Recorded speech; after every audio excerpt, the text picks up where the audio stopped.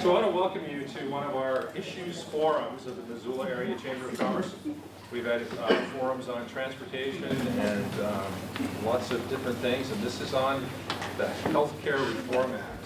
So today's forum is sponsored by the Missoula Area Chamber of Commerce and our visionary members, of course, First Security Bank and Northwestern Energy. We've got a whole list of sponsors that I'd like to mention to you and thank for their help in putting this on. So PayneWest Insurance, Becky's here today. Blue Cross Blue Shield of Montana. Crowley Fleck Law Firm. State of Montana Office of the Commissioner of Securities and Insurance. And Anderson Zurmuehlen. I still like the colors, by the way. Donation to the facility, Missoula Federal Credit Union. Cafe Dolce for refreshments. Famous Dave's Barbecue. Einstein Brothers Bagels. Culligan Water. Coca-Cola Bottling. And Pepsi-Cola of Missoula. So how many people have seen health insurance rates increase in the last 10 years? Anybody see them increase more than 8% every year in the last 10 years? Okay. So the cost of healthcare, the cost of healthcare insurance is important. When you add it to the new federal legislation, it becomes vitally important, not just to employers, but to employees. So at our company, which is WGM Group, and the logo today, we've seen our health insurance premiums go up 8%, 8%, 8%, 8%. Somewhere in there we said, okay, everybody's on an HSA high deductible, right? Because that benefit package is increasing in its percentage share relative to wages, to the point where our employees have to start taking a higher responsibility for their health care insurance premiums. And I think some of you are facing the same thing. But in Missoula, Montana, it's a two-edged sword for us. If you looked at the 20 largest employers in Missoula, 8 of those 20 largest employers deal with healthcare in one way or the other, right? So if people, for some reason, aren't purchasing healthcare or supporting the healthcare business, that means jobs in Missoula. It's just not about employees or employers or the cost of healthcare or health insurance. It's about jobs in Missoula because we're not lumber mills anymore. Can't except for you. With the high-density product we're working on. So Missoula's economy has changed, and we're based on much more on healthcare jobs than we were on resource-based. So we've got a great panel of CPAs and attorneys and representatives from the state of Montana, and I'll introduce them. The first one is Becky Byrn. Becky's with PayneWest Insurance. Becky's been working in the insurance industry since 1988. Her experience began while working on the carrier side and now working directly for the employer-employee, lending itself to benefit strategies that incorporate all lines of coverage. Her focus is on a 3 to 5 year benefit strategy, incorporating employee health productivity, benefit designs that support choice, education direct to the consumer, and incentives that create a healthier workforce. She has the privilege of working for medium to large employers throughout Montana, either fully insured or self-insured, health, dental, vision, life, disability. What were those last ones? No, I'm just teasing. I remember those. Becky, thank you so much for the work today. And Collette Hanson with Blue Cross Blue Shield of Montana. Collette began her career with Blue Cross Blue Shield over 28 years ago, joining the company in 1984. Collette is responsible for sales and account management services for key fully insured clients and self-funded clients. Collette also leads the effort of Blue Cross Blue Shield Strategic Marketing Services, which is responsible for developing the advertising and branding strategies for Blue Cross Blue Shield. Collette's experience covers all aspects of the healthcare industry. She has served as a member of leadership roles, including strategic marketing services, membership claims, customer service, enrollment, and benefit configuration. Collette serves on the board of the Florence Crittenden Home and the Montana Business Assistance Commission. Our first representative from Crowley, Fleck, Sarah Loble. Sarah is an employee benefits attorney in the Helen office of Crowley, Fleck, PLLP. This practice focuses on health, welfare, cafeteria, and fringe benefit plans. With over 15 years of experience in employee benefits, Ms. Loble is a leading advisor for self-funded health plans. She regularly helps clients comply with ERISA, COBRA, HIPAA, and the Montana Insurance Code, with her most recent emphasis being on the rapidly developing health care reform laws. Imagine that. All right, let me see. Uh-oh. Kristy became a blank page. Kristy Buckley with Crowley Fleck. Kristy is an employee benefit attorney in Bozeman for Crowley Fleck, who practices in all aspects of employee benefit law, having passed the CPA exam in 2002 and receiving a Master of Law in Taxation in addition to a law degree. Ms. Buckley is uniquely qualified to guide clients through the numerous financial and tax aspects of employee benefit legal compliance. What an interesting career, CPA and attorney. Debit's left, credit's right. Oh, my mic decided to work. Can you all hear me out there? Intermittently? Mike sits there patiently, he's waiting for something. Don't you like his colors today? Those of you that didn't see him this morning? He didn't have any silver in the room. So Mike is a CPA with Anderson, Zurmuehlen. He's a certified public accountant working with closely held businesses for the last 20 years. He is currently a shareholder and tax director of Anderson, Zurmuehlen and Company, and a regional CPA. It's a regional CPA and business consulting firm. Mike is a member of the American Society of CPAs and the Montana Society of CPAs. His community volunteer work includes treasurer of the Community Medical Center Foundation and treasurer of the Kiwanis Club of Missoula and corporate chair for the Walk to Cure Diabetes. Thank you for everything. Now I just have to find our state representative there. Amongst all of them. Christina, go. So Christina joined the Montana Department of Insurance as an attorney in August of 1999 and is currently the general counsel for the department. Her job duties focus primarily on state and federal insurance law and related health reform issues, privacy law, the regulation of insurance companies, and drafting legislation and administrative rules. Previously, Ms. Bill worked at the Montana Attorney General's office and at the Santa Clara County Public Defender's Office in San Jose, California. She is a member of the California State Bar, the Montana State Bar. Ms. Bill received a BA in History from Stanford University in California and a JD from Santa Clara University in California. She's currently the chair of the NAIC ERISA Working Group and was formerly the chair of the NAIC Market Analysis Producers Working Group. Thank you. All right. Can I get a round of applause for our panelists? Gratefully turn this over to Becky. Thank you all for coming.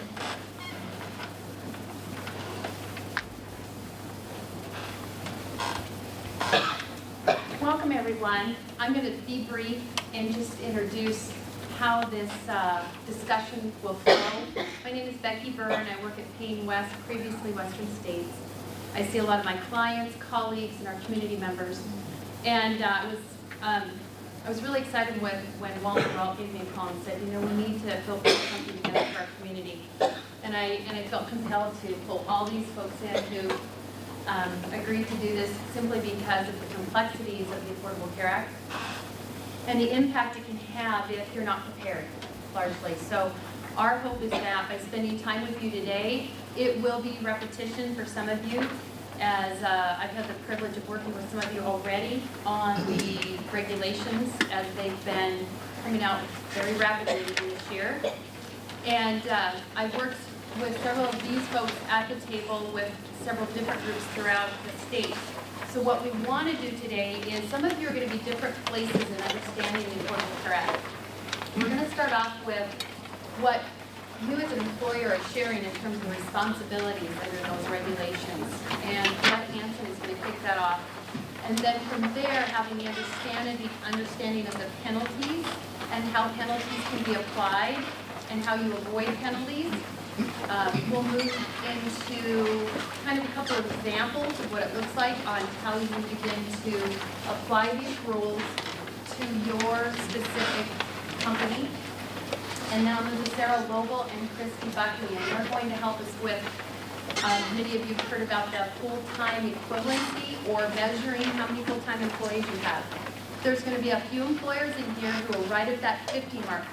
So defining what a large group is at 51 or more, if you're 49, 50, 51, we're going to address specifically the measurement of full-time employees, and of course a few other things built into our presentation materials and our PowerPoint today. And Mike Combo is here from Zurmuehlen, and he is our tax expert. Right, as best we can, right? But I'm thankful Mike could join us. I was talking with Kimberly and said we really need to have someone from the CPA side to support us with the tax implications for the businesses. So he was generous to say yes. And Christina, thank you for coming from Helena to help us with understanding what is the exchange. So it's a commonly used word, and it's being commonly used for various other things. So she'll help you understand what's the exchange, what does it mean to your employees, what information are you required to disseminate to your employees starting October 1st, and ultimately what's available on the exchange. And I'm sure a few other items as well that'll help you be able to communicate effectively to your employees. I'll try and facilitate our discussion. Our format today is we do have slides that we're going to go through to help us stay structured, but also we want you to answer questions and dialogue throughout this panel.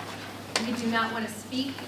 We hope for lots of questions. The earlier session today, I understand, was very interactive, and we look forward to your questions. If it becomes one area where we really need to probably move along, I might invite that conversation to continue, and I'll stay after.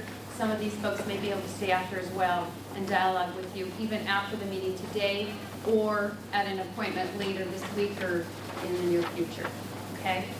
So let's go ahead and get started. I'm going to start with Collette Hanson, who has worked with me in several of my large employer groups, and she comes from Helena as well and has been with Blue Cross for several years and is very intimate with the Affordable Care Act and large employers. So welcome, Collette, and we're going to go ahead and get started. So I first want to check to see if you can hear me. If not, I think we can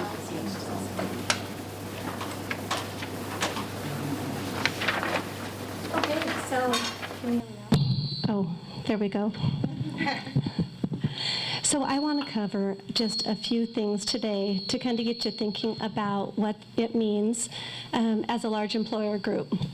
So there's a lot of terms that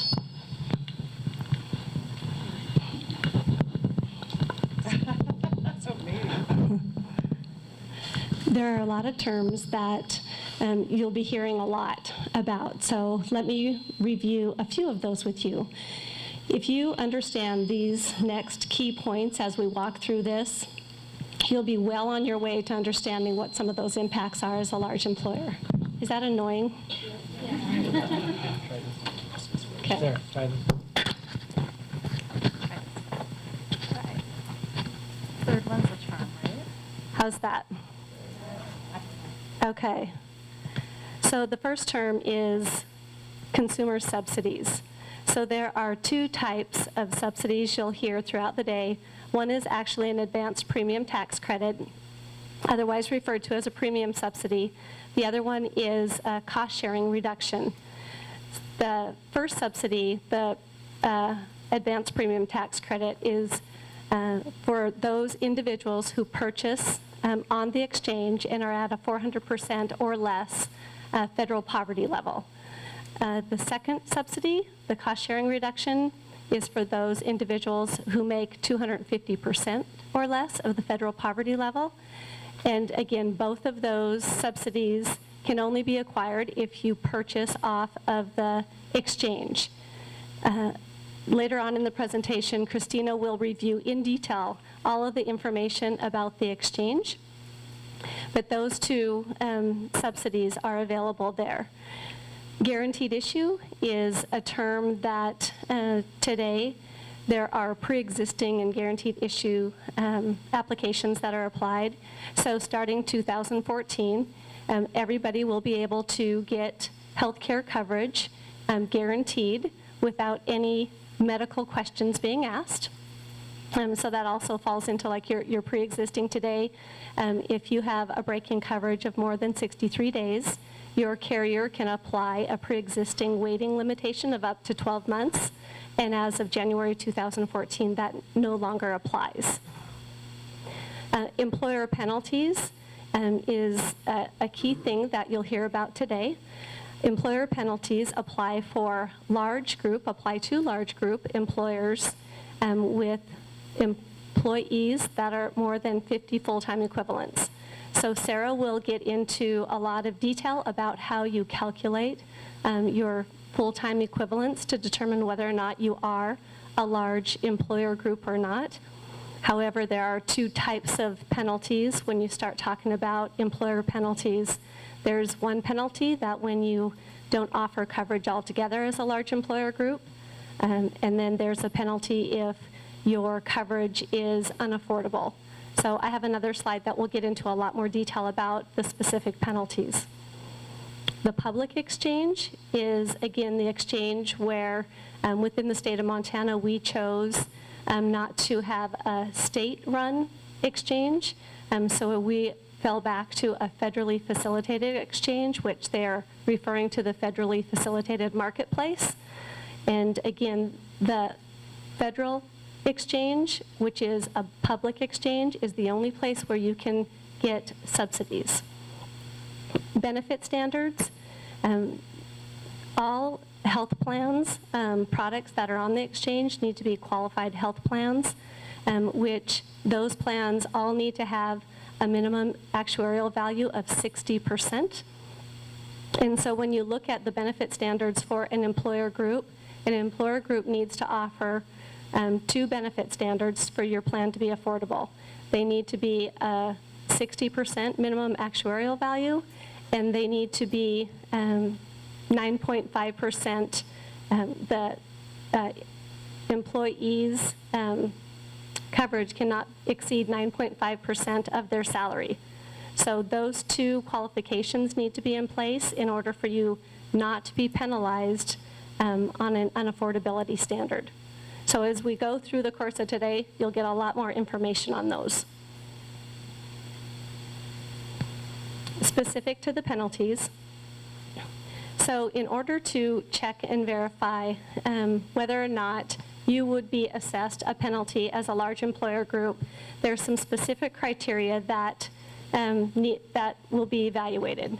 So first and foremost, the first two general criteria need to be that you are an employer, that you have at least 50 full-time equivalent employees. So again, Sarah will walk through that calculation for you. And you need to have at least one or more eligible employees obtain a subsidy on the exchange. If those two criteria are met, there are two separate penalties that could be applied. So on the left-hand side, if you look at the employer not offering coverage whatsoever, the employer is penalized on all full-time employees, excluding the first 30. There's no penalties that apply to part-time workers, and the penalty that is assessed for every full-time employee is $2,000 plus taxes. So that will obviously be more than the $2,000. It will be more like $2,700, $2,800. So if you're looking at calculations, you need to incorporate that into account or take that into account. The second type of penalty is if the employer does not offer affordable coverage. So again, the employer is penalized if the coverage for the employee only exceeds 9.5% of the employee's income, or the plan covers less than 60% of the health care expenses.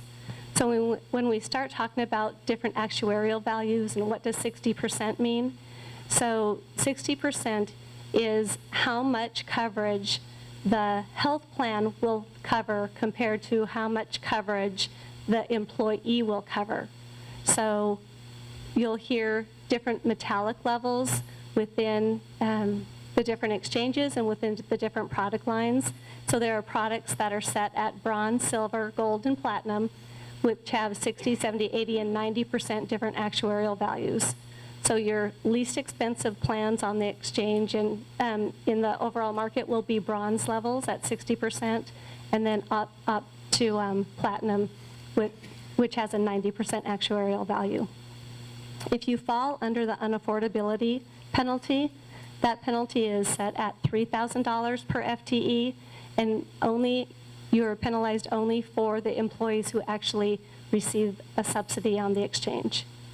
On the drop in coverage, it's your entire employee base that you're penalized on. Okay, any questions on the penalties? You guys want an example?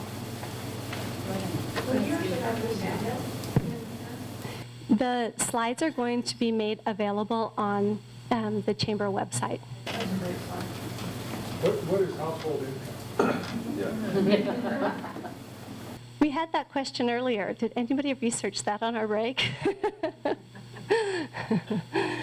So we are going to research that to determine whether or not it is everybody within the household or just those which are on your tax filing.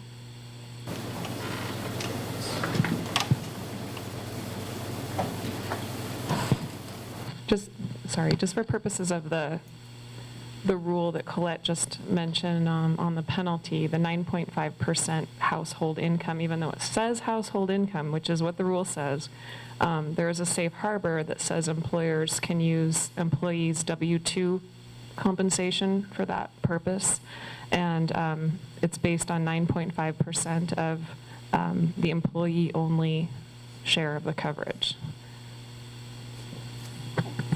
On the 30 full-time equivalent, on the penalty on the left there for the no coverage penalty, so the $2,000 isn't per full-time over 30-hour person, 31, 32, 33. It's for the equivalent, so it's just based on hours. It has nothing to do with real people on the penalty? No, the penalty is based on full-time employees. So based on So- the back period and all that kind of thing. Correct. So take, if you have 55 full-time employees, you subtract the number of part-time employees you have. So if you have 10 part-time employees, that gets you to 45. And then if you have, then you get 30 freebie. So you take 30 from that. And so you're down to what? Where's my math in my head? 15. Employees. So it's 15 times $2,000 plus taxes. Yes? The 9.5% of an employee's household income, if we offer part-time employees insurance, not the 30 hours plus or over, does that 9.5% apply to them as well? Under 30 hours? Yes. You do not get a penalty for part-time employees at all. You mentioned the 9.5% of W-2 wages. I hate to throw this in, but box 1, box 3, box 5, gross Box wages, 1. which is actually not gross wages. That's It's only tax. It's minus 401k and flexible spending accounts. Correct. It gives the employee some flexibility on their wage. Okay, so it's not gross. What a bummer. The general penalty, I have all kinds of questions, sorry. I've been through this many times. And it's household income, and then it's only the employees, and then it only affects this and that. One or more eligible employees purchase subsidized coverage through the exchange.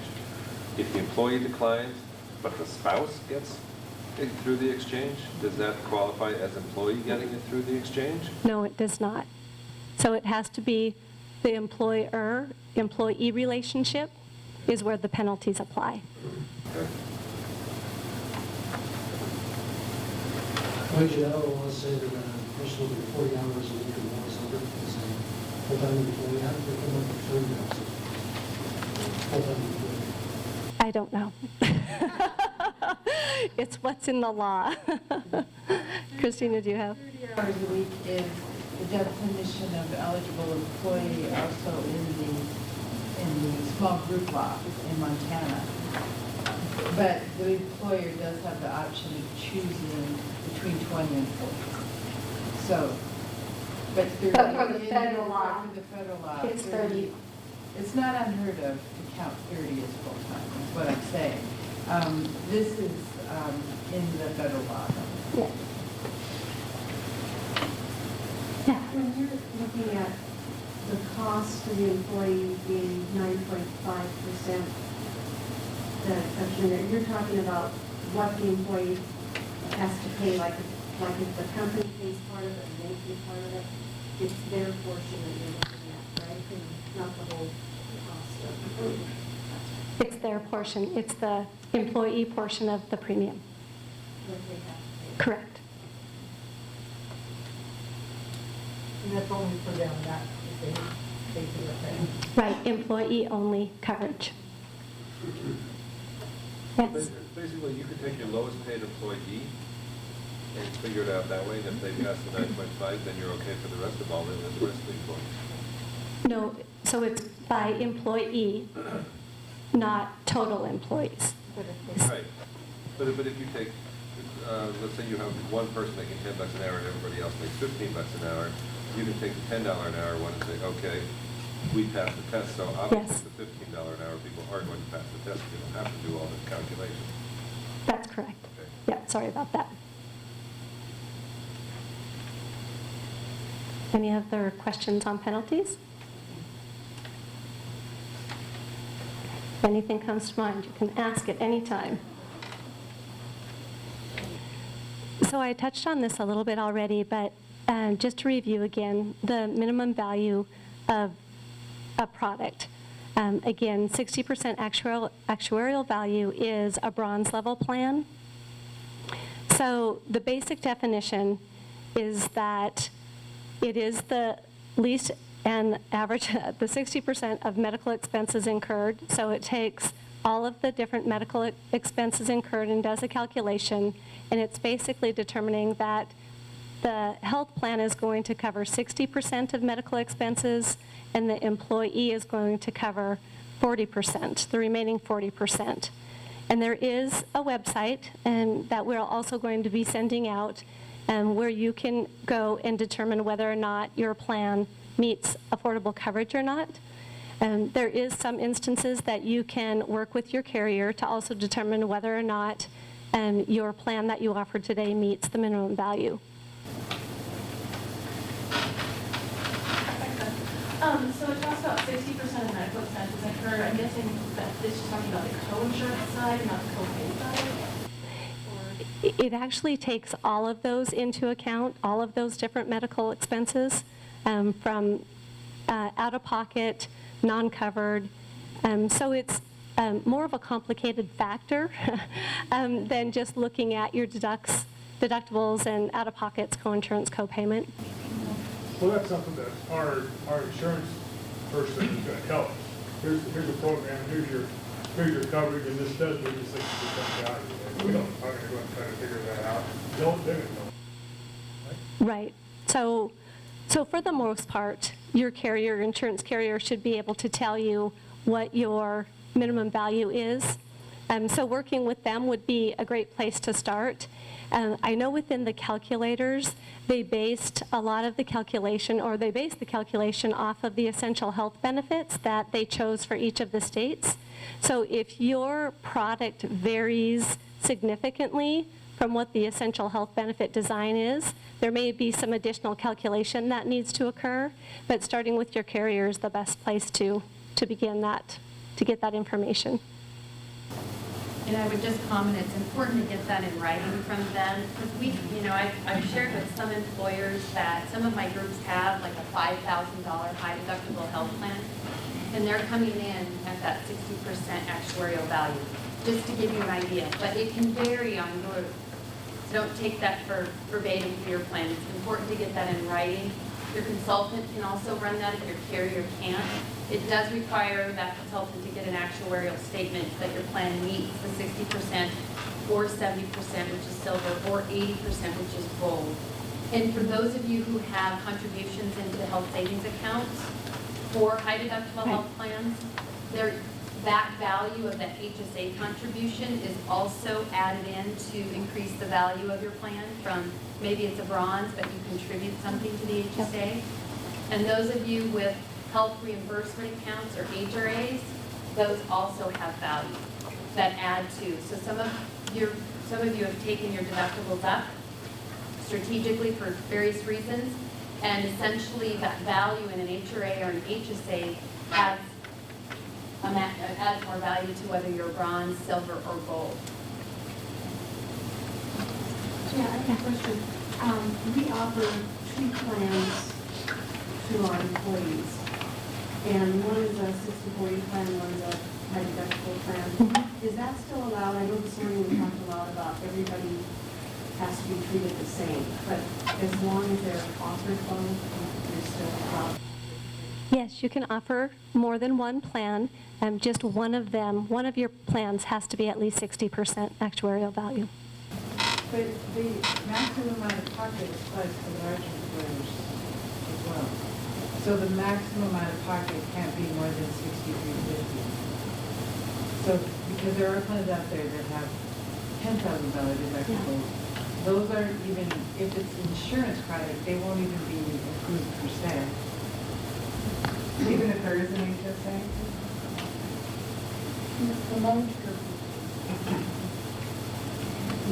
That's an additional complication, but I don't know. That's why I find a lot of the larger employers offer HRA the high deductibles because they also offer HSA. Well, we're looking for, that could be an exception, but generally we look for the maximum amount of pocket of 60.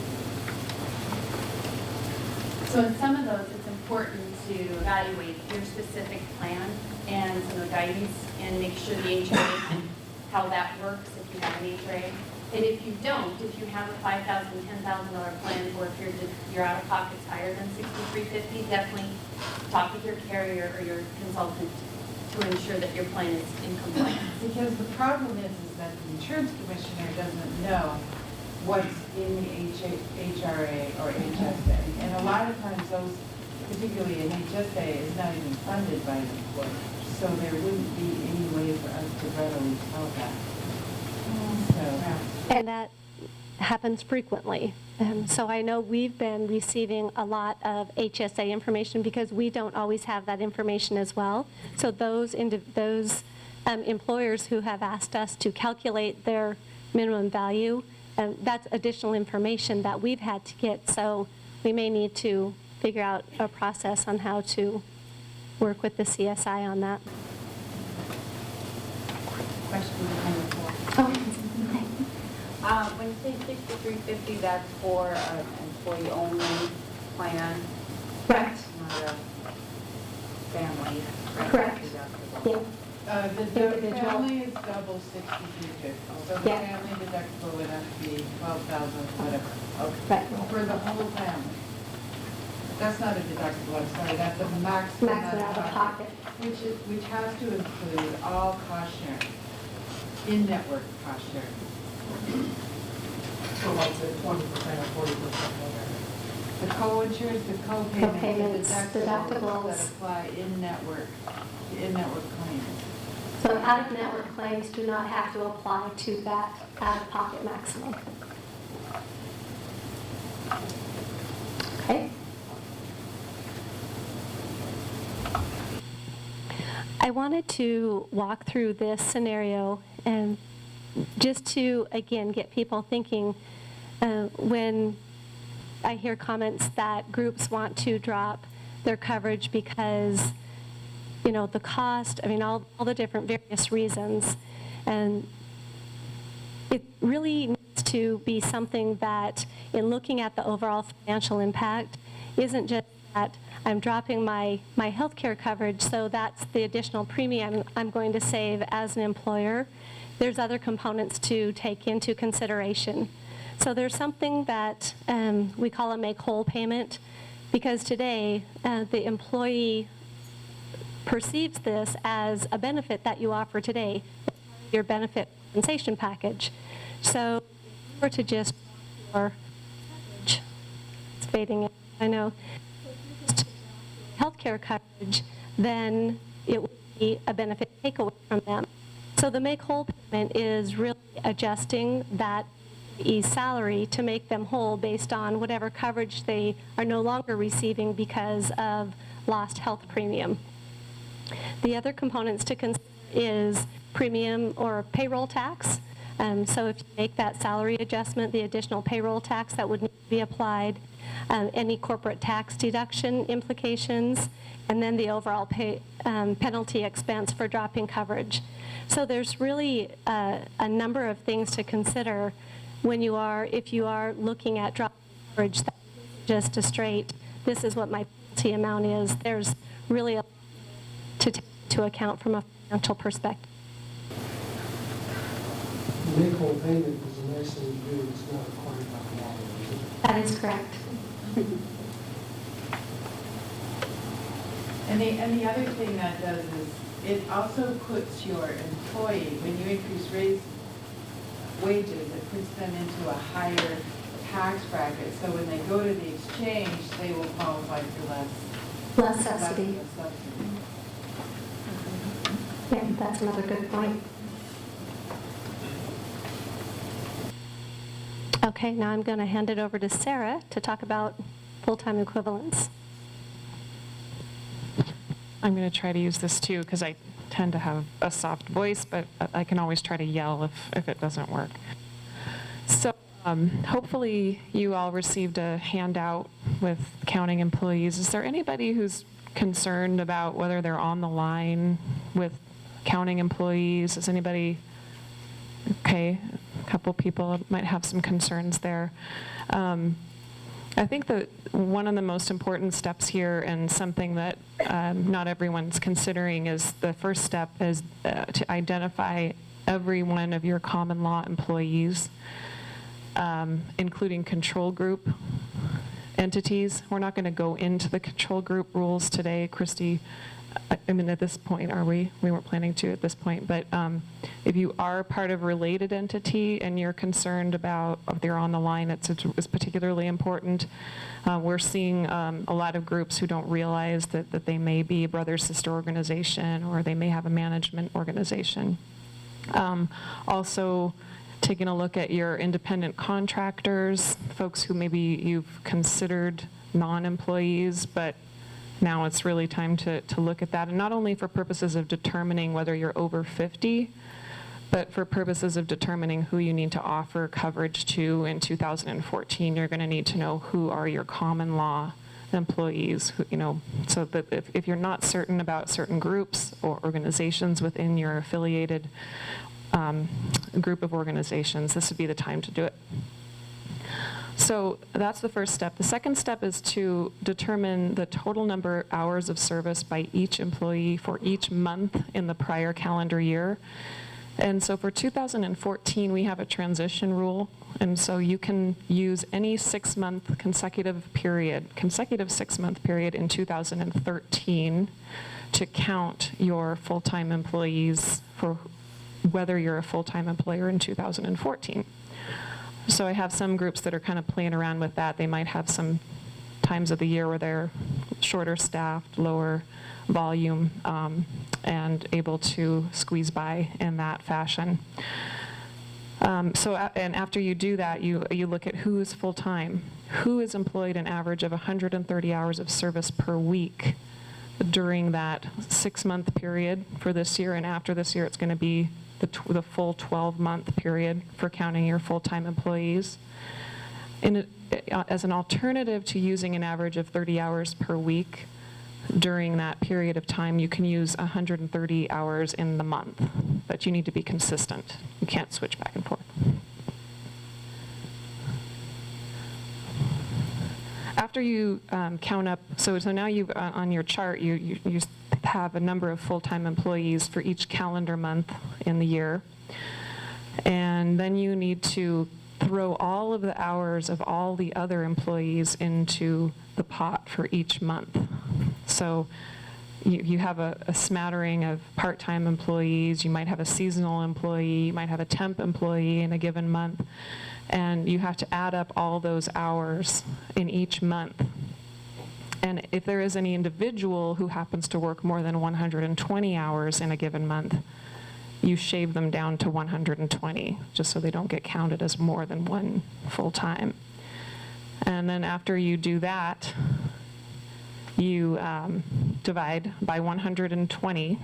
Did I miss that in here? I shortened my slides, so no, there I didn't. I'm sorry. Okay. Yes, then you divide by 120 in each month, and that gives you a monthly equivalent for full-time equivalent employees in each month. So then you take the results of the full-time, the number of full-time equivalents, and if you're at 50 or more, then you're an applicable large employer. I have an unless on here, but I just wanted to verbally state that there is a seasonal employee exception, and I'm not going to go into a lot of detail on that, but for folks who do have seasonal employees, if you happen to be a full-time employer in 120 days or more, or less, or 4 months or less in the year, and the reason that you are over that threshold for that period of time is because you have seasonals, you can throw them out, and then you're no longer a full-time employer. So, works. Sorry, yes? Quick question on that. For sake of argument, if I have 80 employees and 20 of them are 130 hours or more, then I can remove those full-time employees, correct? And take the full balance of the remaining hours from all my employees. Mm-hmm. So if one of my employees, I'm confused about your 120 calculation. Okay. If one of my full-time employees, instead of works 130, they work 200, do I only remove 120 of their hours and count 70 towards the full-time equivalent, or can I just completely remove that employee? Have they already been counted in the first step as a full-time employee for that month? Yes. Then you don't count them in the next calculation for full-time equivalent. The only thing for that month is any employee that was between 120 and 130 hours, you would drop that down to 120. That would be how that would probably pan out, yeah. Yep, I think that's right, yep. Okay. Yes. Oh, not sure if I missed this, but what about like employees who are salaried employees who you don't really track? Mm-hmm. Mm-hmm. That's a really good question. The question is on salaried employees, and for those, you have a choice, and you do it based on actual hours. You can do actual hours worked if you do track that. Otherwise, it's based on hours. It's based on hours paid. And let me just see if I have a slide on that. I had to shorten my slides quite a bit, so I never know quite where to do that.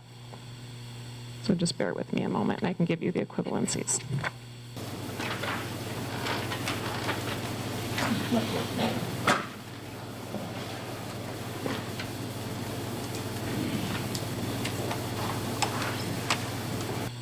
Oh, okay. Oh, I've got it. Okay, thank you. Yeah, so for non-hourly employees, you can either use actual hours or you can use an equivalency method. And the ones that are available, you can use an 8 hours for each day that the employee is credited with at least 1 hour during the day, so the 8-hour-a-day equivalency. Alternatively, you could use a 40-hour a week. So for an employee who works 1 hour in a week, you can do a 40-hour-a-week equivalency. These are proposed rules, by the way. Probably everybody knows that by now, but there was a little wiggle room in there saying, you know, we're worried about potential abuse, and there's some things to kind of keep your eye out for, but those seem like they're pretty hard and fast rules. I don't think they're going to change. So, any other questions? Yeah. Yeah, I work at a car dealership, and we've got some employees, quote unquote, drivers that are older gentlemen that are retired, that they might like take a car and drive it to Coeur d'Alene for us or something. And we keep them on the payroll for the comp. They're paid by the mile. How would you count them? Probably the issue there is going to be whether, did anyone hear the question?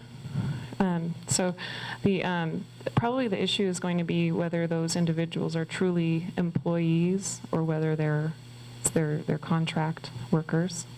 And to do that, just the big picture is you have to kind of look at who has the control over their means of their work, and there's all kinds of factors you can look at. The case is called the Darden case, and they have all these factors for determining whether somebody is truly an independent contractor or not. Essentially, if the employer doesn't have control over the means and manner of the work, and these individuals are hired because of their own skill and expertise and that kind of thing, then they can be independent contractors and you don't count them. But if it's W-2, there's, okay. Yeah, I think it's safer. Obviously for purposes of the test, I would run your test, since you're one of the people who raised your hand as being on the line, I would assume they are employees, and run your test conservatively. And then if you're really close, then you can kind of step back. So they don't log hours at all? Might need a policy change. Talking about, if there's any 1 hour for a day equivalency, you could use the 8-hour equivalency method, or if they're working any 1 hour a week, they could use the week equivalency and estimate it that way. And that's a really good point that Kristy makes. I think you could use that. I also remember too that there's a rule of reason stated. I mentioned that the rules are in proposed rule stage, and the rules acknowledged that there might be some categories of employees who are not specifically addressed. Commissioned employees is another example of how you do those guys. And they said a rule of reason should be applied. And we have a similar issue too at our law firm because of, is it billable hours, or is it hours in the office, or is it, what does hours mean? So if there's some way of using a rule of reason and documenting it, I think that might be acceptable, but Kristy probably points out the best way to do it, given the regulations.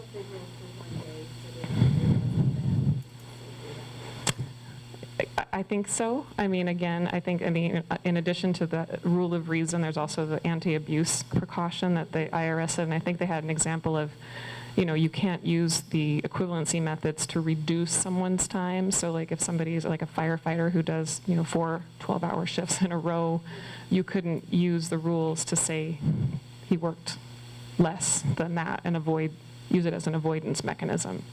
So again, err on the side of being very conservative, especially when you're doing your first round count. And then you can sort of kind of carve back from there and see if you can back out any of your employees. Okay, go ahead. I've kind of gotten a couple of things from different sources. I have 6 restaurants. They're all their own LLC. Mm-hmm. But they fall under one parent company. Mm-hmm. So can I figure out my full-time employees based on each restaurant, or do I have to do it as a whole? They're wholly owned. Are they wholly owned subsidiaries then of the parent? The parent owns them? No. Okay. Probably depends, right, Kristy? Kristy is our resident expert on affiliated service groups, but... What's the industry again? Could you say It's that? restaurant. Restaurant, so it's service. Yeah. The fact that it's service, coupled with the fact that it's LLCs, you likely have to aggregate them. Do any of the restaurants provide services to each other or same clients? Are they all in different locations? They're all in different locations. We tend to share employees sometimes, just because it's a restaurant business. Okay. But yeah, they're all their own company, basically, but they fall under one mother, I guess. What I would say as a general answer for everybody else in the room, if you have related entities, take a look at them because you'll likely have to treat them as though you're a single employer and count everybody. If you have 10 employees here and 10 employees here and 10 employees here, you're at 30 already. And that's how you're going to need to count. There are special rules for service industry where you have lower threshold ownership percentages that are required. But the fact that you're tossing in a parent company that's owning all of this, you may have the advantage of some better attribution rules that won't tie everybody together unless you meet some higher thresholds like 80% ownership or 50% ownership. So if you want to come after a break or something, we can talk more about your case. Okay. But those are kind of the very generals of the rules. Yeah. I'm so fortunate to have Kristy. But yeah, the short answer is if you think you have related entities, it's a complicated test. So run the tests with them first, assuming everybody's related. And if you're over 50, at least you know you're in the rules. And then at least you know you might be in the rules. And then if you think you're close, you can step back and consult with someone to see if you can get out of it. But again, it's also important for purposes of knowing who your full-time employees are. So it's not something that just because you know you're way over 50, you still should consider whether any of your employees could be employed by related entities. So, did you have another? Yeah, let's talk, because the other thing too, when you look at the penalty computations, where you get the 30 gimmies and you're counting, somebody's been on to coverage, those are going to be different with related entities and how you're dividing them out, and if you get pro rata credits and stuff. So that's mostly why we left that discussion out of here, because it can get. Well, and what Kristy's referring to basically is that 30 employee giveaway is prorated based on your affiliate, on your related entities. So it's not like each entity in the controlled group gets a 30 throwaway. It's prorated based on how many full-time employees you have. So, did you have another question? What about on-call employees? Are they, if they're employees, I think the IRS wants them in there. How do you calculate the hours? Like 24, they get told whether they're coming to work or not. Are they okay with them coming to work or not? They get paid, okay, and so they're not the kind that logs their hours necessarily either, is that the case? Yeah, I think that, I'm trying to think if I've had any specific questions on that particular situation, but I think that based on what we've been talking about today and what we went through here, I think I would go to the so-called rule of reason, but I think the equivalency method that Kristy mentioned is probably the safest bet. So for every 1 hour that they work in a day, it would equivalent, you make that an 8-hour equivalency for the day. But on-call may end up being even more than that. Is that potentially going to happen? And then we might need to count even more than that number of hours. So a lot of times, if our on-call employees work literally 15 minutes in a 24-hour period, Mm-hmm. I would count that as 1 hour. Well, I'm saying that would be probably, that's the only concrete guidance we have for non-hourly employees is the equivalency method. Beyond that, the IRS has said use a rule of reason. So I would say, rule of reason to me means you can back it up. So if you have some way that you can document how many hours your on-call workers, it might be worth seriously considering some kind of a policy for that, because it's going to be important. Yeah. Okay. Yeah. Probably a related question in some ways. I have 3 companies in 3 different states. Each of 2 of them are definitely well over 50. All of our employees are full-time. But our third one only has 10 employees. They're completely separate companies, but we all do business together. One's the marketing and one's distribution and so forth. So I would assume that I think that smaller company and it's just considered part of all one big company. Would that be correct? Probably, if you're saying that all 3 are doing services together and you're interrelated, yes. And I can give you some tips on what kinds of services to look for. There's some thresholds and tips if you want to come. And I think you raise a really good point, because I'm running into a lot of clients that are used to providing health insurance to their 2 big companies. It's but then we have this little, bread shop or cabinet shop over here, and they don't have insurance. There's only five people, even though we own them. And it's becoming, they're realizing, wait a minute, we have to, or maybe not necessarily we as the parent company, but that little affiliate down there also needs to know that because they're part of the bigger controlled group, they have to provide coverage for their employees.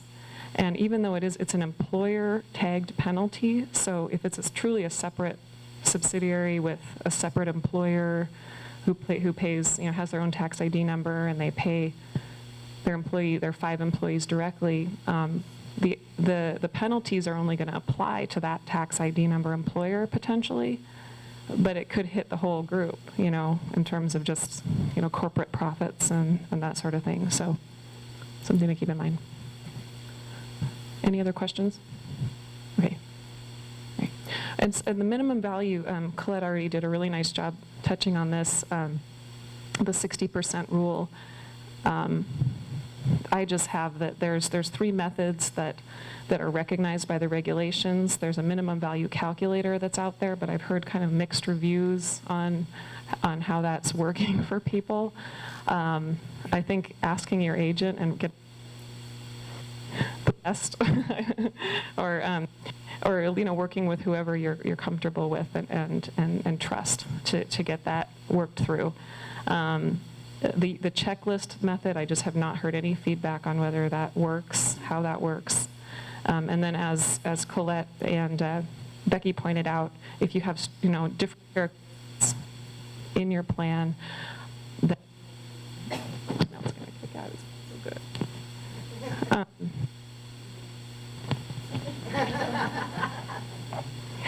May need to get an actuarial certification if the conventional methods don't work. And Becky also touched a little bit on the HRA, HSA employer funds, and how those funds, if you do have an HRA or an HSA, they can be applied to increase that 60%, get your plan up to the 60% minimum value. A couple technical rules on this. The HRA or the HSA plan must be offered in conjunction with your major medical plan. We don't necessarily know yet what in conjunction with, we do know what in conjunction with means. It just means that you have to have a plan with it, a major medical plan, but being integrated is what we are still waiting for guidance on. It appears that provided that your HRA or HSA is used for purposes exclusively of offsetting out-of-pocket or premium expenses, then they're going to be considered integrated. But beyond that, if they do more than that and they reimburse expenses such as orthodontia and that sort of thing, it's hard to know how that is going to be parsed out in terms of adding value to your minimum value. And so basically no more standalone type HRA plans beginning in 2014. And this has been kind of a hard blow for a lot of people. And you count only the current year contributions to HRAs or HSAs, so no carryover amounts can be applied to reduce the minimum value. But if all those things occur, then there's a dollar for dollar reduction. So if it's $1,000 employer HRA contribution, then if you have a $2,000 deductible, or I'll just say $5,000 deductible, brings it down to $4,000. I'm not going to get into a lot of detail on the new wellness program regulations because they're like 160 pages long. I just finished reading them a few days ago. But a couple things related to affordability, or rather to minimum value. If you have a tobacco cessation program in your wellness, you can actually use that to either increase your minimum value or increase the affordability to your employee.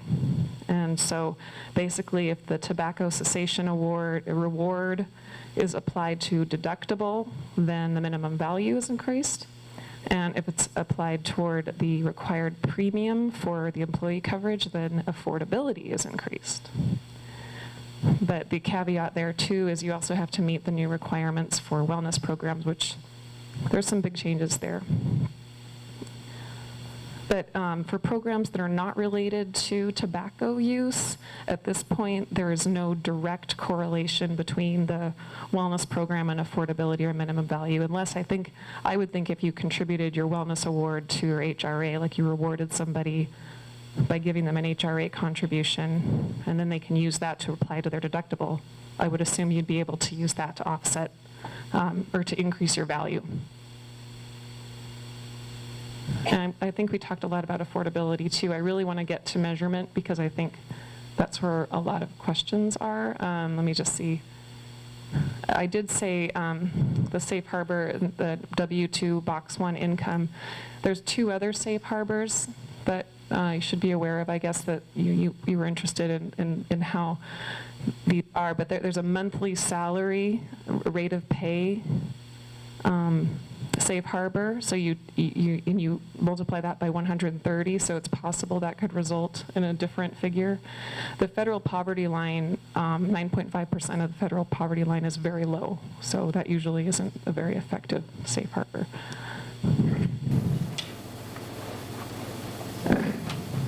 Yes. The last bullet on the page before. Yes. If you could, you're talking about, can we use to pay premiums, are you talking about the employee share of the employer health plan? That's correct. Okay. Mm-hmm. So if an HRA can be used to pay the premiums toward the employee share of the health plan, then that amount can be used to count toward affordability.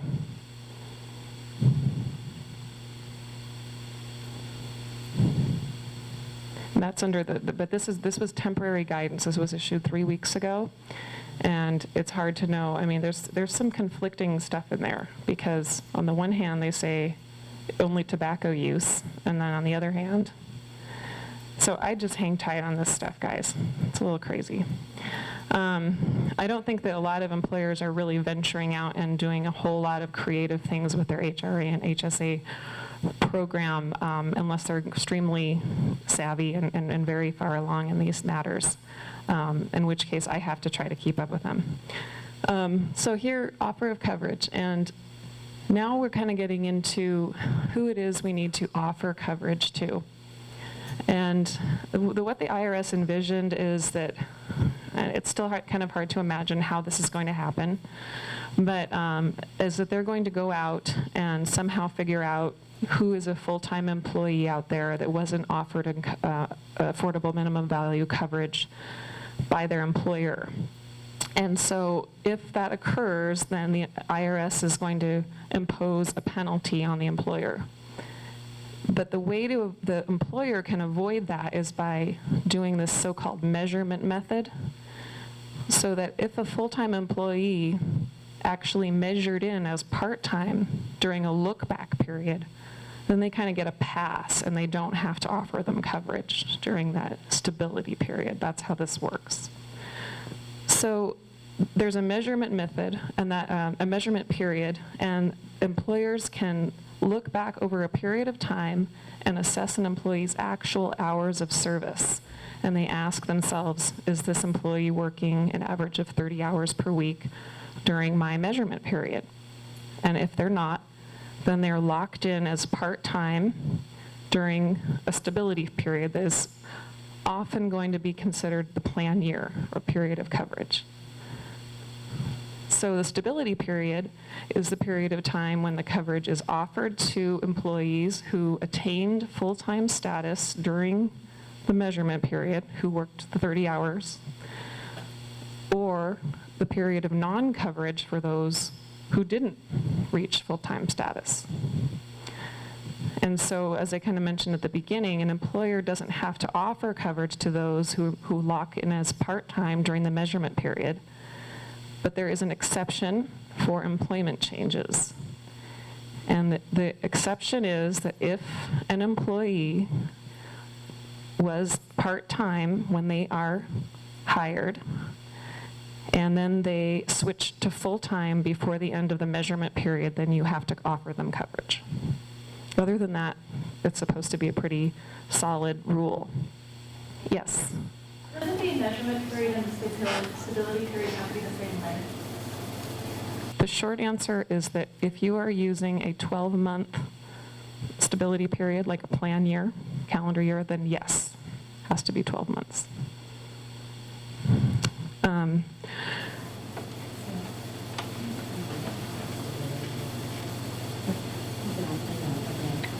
Okay.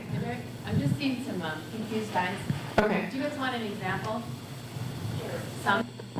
Okay, measurement, sure. Let's go ahead and jump, let's see, I'm trying to think of the best way to do this. I think, by the way, thank you. I know. Because I wanted, okay, for yeah, exactly, okay. We're going to do that. So, well, no, I think I want to be applicable to them for what they get to do next year. So there's a transitional period going into 2014 that says you can use a shorter measurement period. You asked the question of whether the stability period and measurement period have to be the same. Well, going into 2014, you can actually use a shorter measurement period, even if you're going to use a 12-month stability period, okay? So I'm going to assume that I'm going to use a 6-month, you can use it as low as 6 months. So I'm going to use a 6-month stability period, and it's occurring in this year, measurement period, excuse me. Okay. It's occurring in 2013. So my measurement period is going to be from July 1 to December 31st of 2013. And I have to determine who are my full-time employees during that 6-month period. And I determine that by asking which of my employees averaged 30 or more hours per week during that 760-week period, I think it is, the 6-month period. So this is how I've been doing it. I mean, it is that you just add up the hours of your employee during the 6-month period, and then you divide that by the 6-month period. And if it's 30 or more, they're full-time. So, and if they are full-time, then you need to offer them coverage beginning in on January 1, 2014. Assuming that my stability period is January 1, 2014 to December 31, 2014. A stability period, I like to just say plan year. You're measuring for purposes of determining who you need to offer coverage to during the next plan year. Is that better? Does that help? Okay. So if I have someone during that time period that doesn't get there, they're 25 hours or something, and starting next year in March, they start working 35 hours a week on average. At what point do they wait till the next year? That's a really great transition question. So his question is, at what point when you have a new hire, so are you hiring someone new or existing employee? Okay, because this is important because there's another set of rules for new hires. So we're dealing with existing employee, and this existing employee is not measuring in as full-time in 2013, but they start working full-time in March of next year.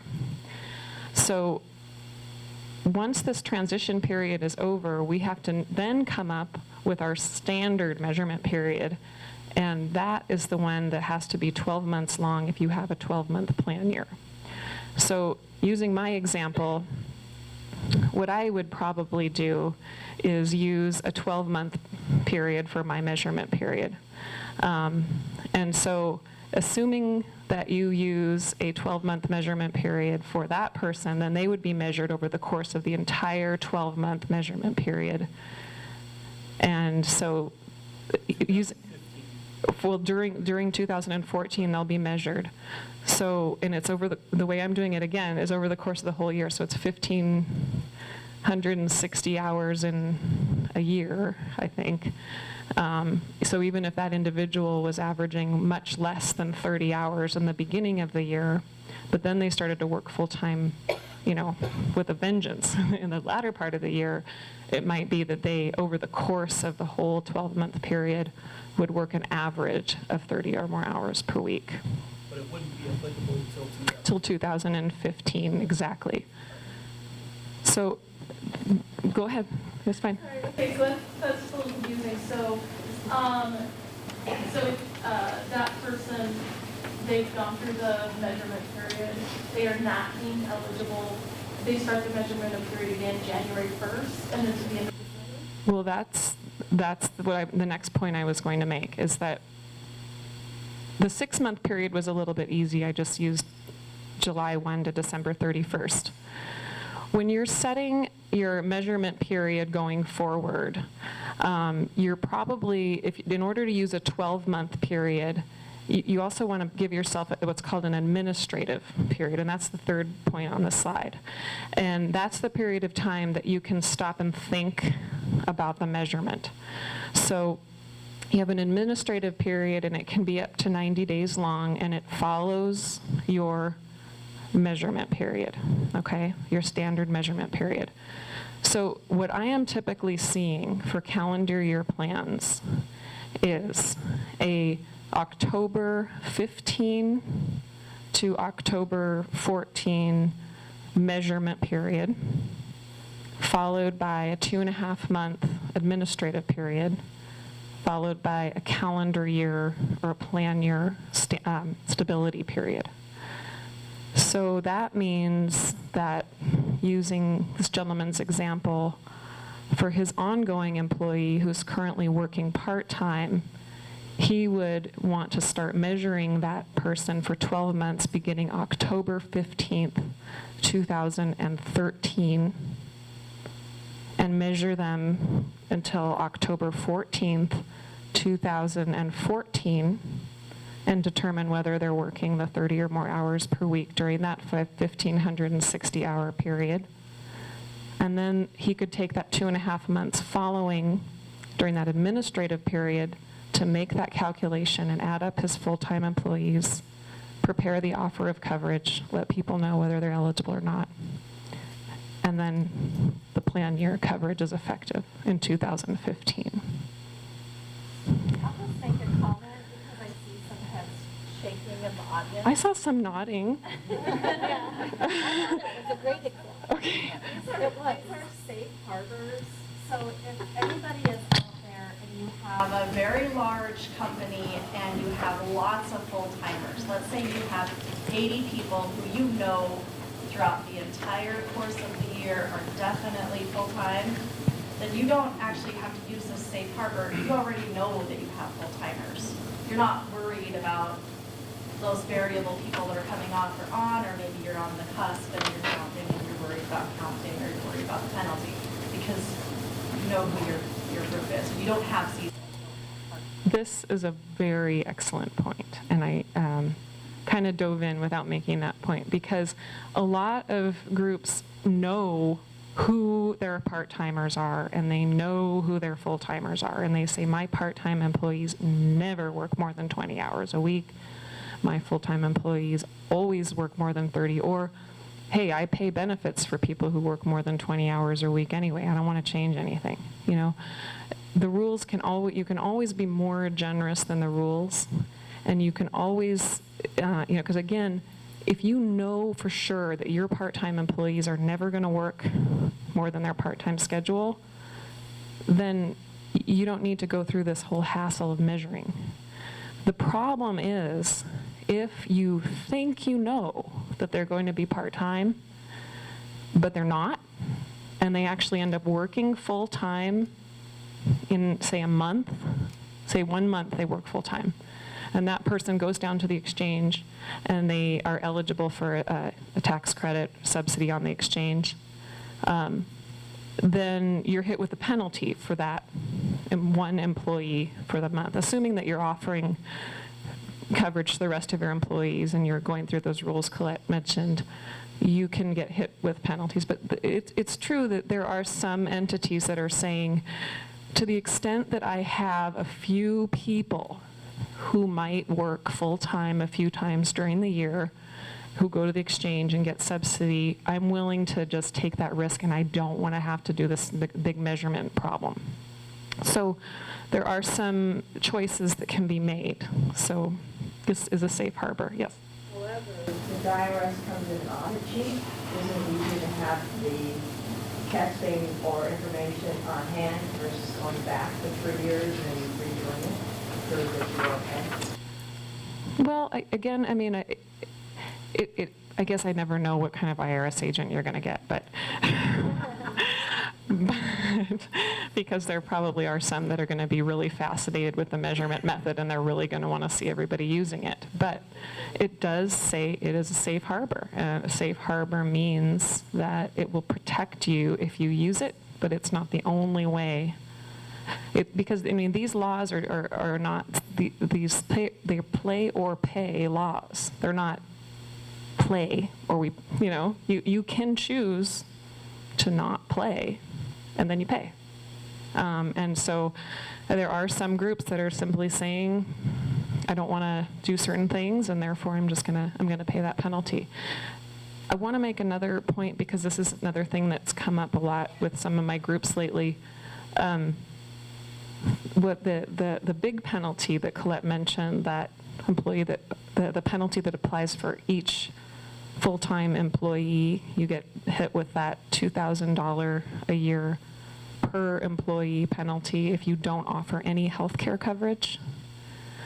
The other thing to keep in mind is you also could get hit with that penalty if you fail to offer coverage to more than 95% of your workforce. So this can happen if you have an excluded class worker that ends up working full-time. So to walk that through, I'm just going to use my law firm as an example. Okay, we potentially have 5% of our workforce, 6% of our workforce that we hire as legal interns, and we have always excluded them from coverage under our plan because, they're just legal interns.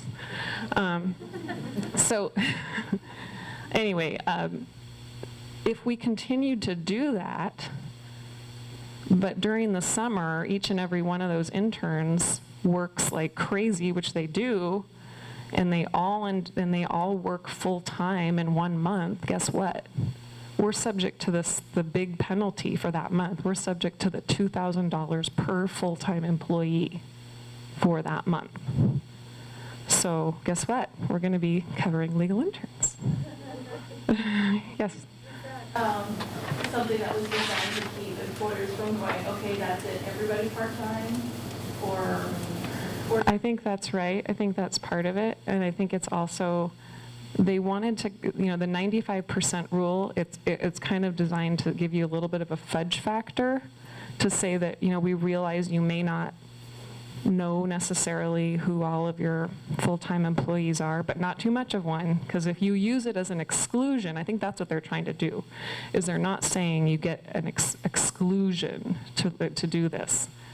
Because you can, and the other thing is, even if you do cover 95% or more, like say only 2% of our interns work full-time, but we still exclude them, if any of them goes to the exchange in the summer, we have to pay the smaller penalty for that intern, because based on the number of employees who are eligible for the exchange and receive a subsidy. So. What's the penalty based on the 95%? Is it still over 30? Is it still 31, 32, 33? Yes, we're talking about that larger, I like to call it the sledgehammer penalty. It's that word is used by some folks. That is the calculation that you do. It's based on a number of full-time employees. You throw away the 30. So at least we would get that, right? Okay, yep. I'm kind of confused. Are you saying if you've got a part-time employee that normally works, 10, 15 hours a week, And all of a sudden, during the summer, you got people going on vacation. So you use this part-timer, and he or she now starts working 40 hours a week to help you out. You gotta offer them insurance because they go somewhere and can buy it? Potentially, yes. Yeah. If that individual that you've hired on a part-time, no, well, I mean, there's a lot of caveats there. I mean, is this person, could they be considered a new hire? Then you might have, I mean, if you're using the measurement, always there. Mm-hmm. And come summer, we're using our people that normally work just 10, 15 hours a week, and we're using them full-time to help fill in for vacations. Mm-hmm. We have to offer them insurance then for... That's exactly what part of these rules are designed to capture, is the intermittent, potentially intermittent workers. I think that, though, if you have folks who are really work very much part-time, and then they come in and they work full-time for a little while, and then they fluctuate off full-time, you're probably the exact type of entity that should use the measurement method, because you don't know for sure necessarily who's going to be full-time in a given month. I have some clients, for example, with part-time nursing staff who come on, substitute teachers, intermittent, people who come and go. Those folks are feeling like they need to rely on that safe harbor because they don't know when somebody might crop up and work full-time in a month, and or worse yet, 12 months, and get a subsidy, because then they could get hit with a penalty. So then I use the 6-month measurement that shows that their average is probably 20 hours. Mm-hmm. Right. So yeah, that's a great example to use. So if you would use the method to compute whether you have to offer them coverage beginning in 2014. You're referring to the 6-month period. And if they came in at an average of 20 hours per week, then no, you don't have to offer them coverage for 2014. But then remember, you need to continue to measure them under your standard method. So using my example, you would use maybe, like I said, the October 15, 2013, measure them until October 14, 2014. If they continue to work an average of less than 30 or more hours per week, you can again exclude them from coverage the following year and go forward like that. That way, if they ever, that way you wouldn't get penalized. Unfortunately, they also probably wouldn't be eligible for exchange coverage either, but you would not be subject to a penalty. Yeah, I don't know. I guess we didn't really talk about that rule yet, did we? Okay, and I feel like I'm spending a lot of time. I'm going to take a time out real quick. We've got a few more questions on this particular subject. It's 3:25. Let's address this rule, but I'm going to take a break right now so you guys can use the restrooms for 5 to 10 minutes, get soda, water, food, and kitchen. Let's find out. And then we're going to keep this going, because I think we're going to talk about this a little bit longer. And if some of you do want to come up and talk with Sarah, Collette, myself, Kristy, we'll be right up front. For those of you who, there is CE for those of you through the Big Sky term. So if you do want that notification, I'm going to just kind of put a few of these out. You can pass them around. Okay, and if you have any questions, whether you can use it for CE or not, I'm going to redirect those to Kimberly at the end of the session. Obviously, we have hit upon something that is the hardest thing to understand and to know what to do with business. And I think one thing I will lend to you is repetition has been paying off with my clients. I think with most of my clients, we're into our 3rd or 4th conversation about measurement. So if you're trying to grasp this today, I'm going to tell you it is difficult. And I think like Karen and a few of others, you have on-call, you might have part-time, temporary, seasonal. Those of you in the restaurant business or hospitality are challenged with variable hour employees.